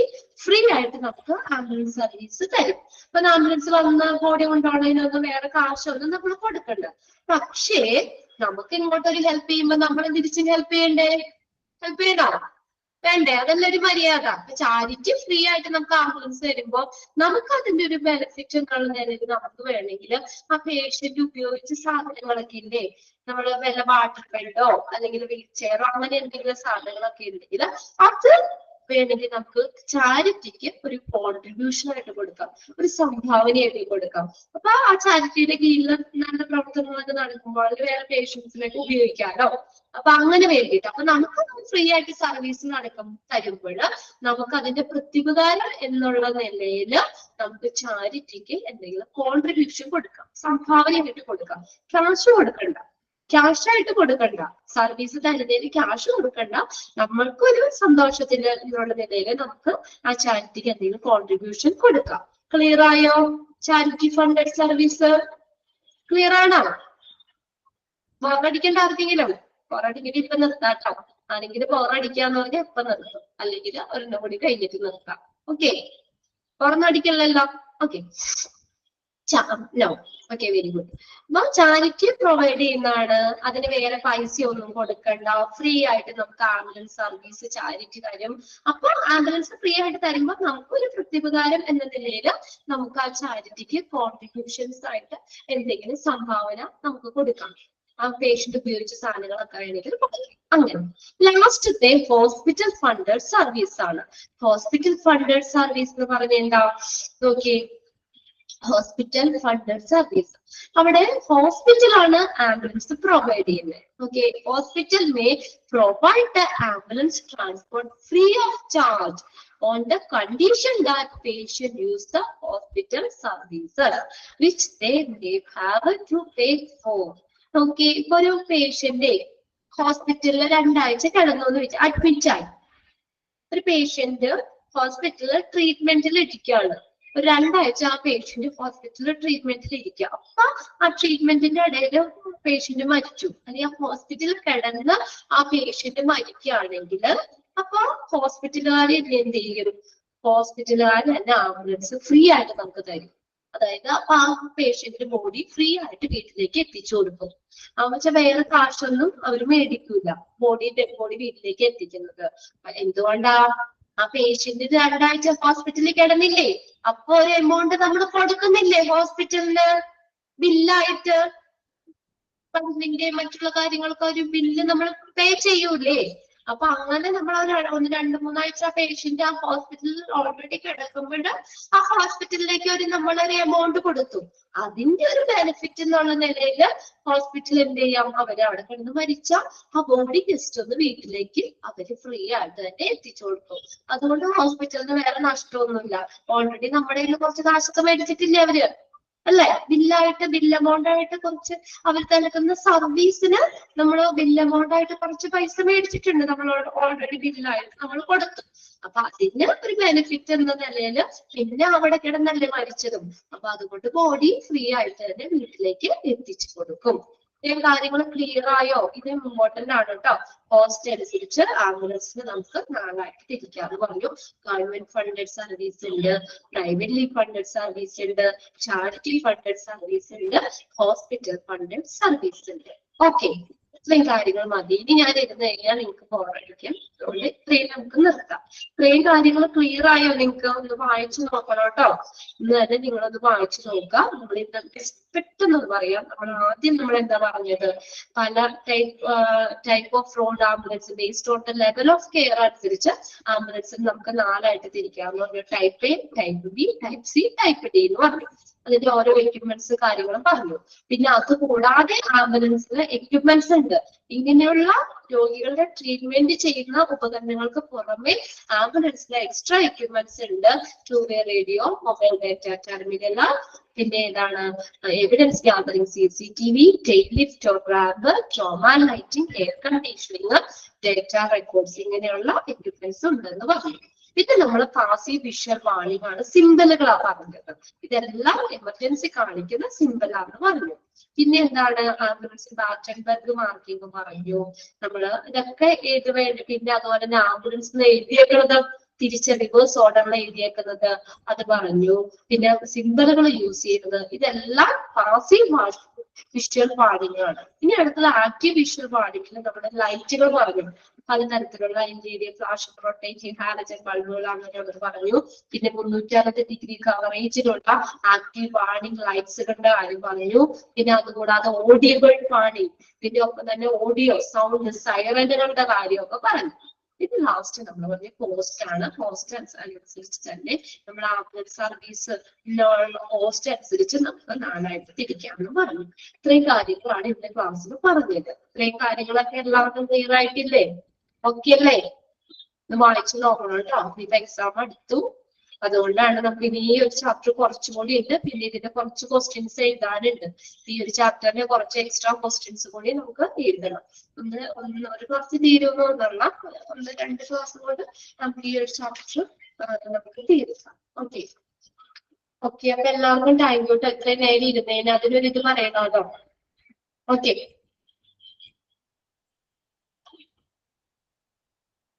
ക്ലാസ് വേണ്ടി. Okay, thank you miss. Okay, അപ്പൊ നിങ്ങളതൊന്ന് വായിച്ചൊക്കെ ഒന്ന് നോക്കാട്ടോ. ഒന്ന് മനസ്സിലാക്കിയൊക്കെ വെക്കുക. പിന്നെ കുറച്ച് ക്വസ്റ്റ്യൻസ് നമുക്ക് എക്സ്ട്രാ ക്വസ്റ്റ്യൻസ് ആയിട്ട് ചാപ്റ്റർ നമുക്ക് കഴിയുമ്പോൾ സാധാരണ എഴുതുന്ന പോലെ നമുക്ക് ചെയ്യാം. എന്നിട്ട് പിന്നെ നമുക്ക് ക്ലാസ്സിന്റെ അനുസരിച്ച് 1-2 ക്ലാസ്സിന് ഇപ്പൊ നിങ്ങൾക്ക് കിട്ടും. അത് അപ്പോഴത്തേക്ക് തീർക്കാലോ.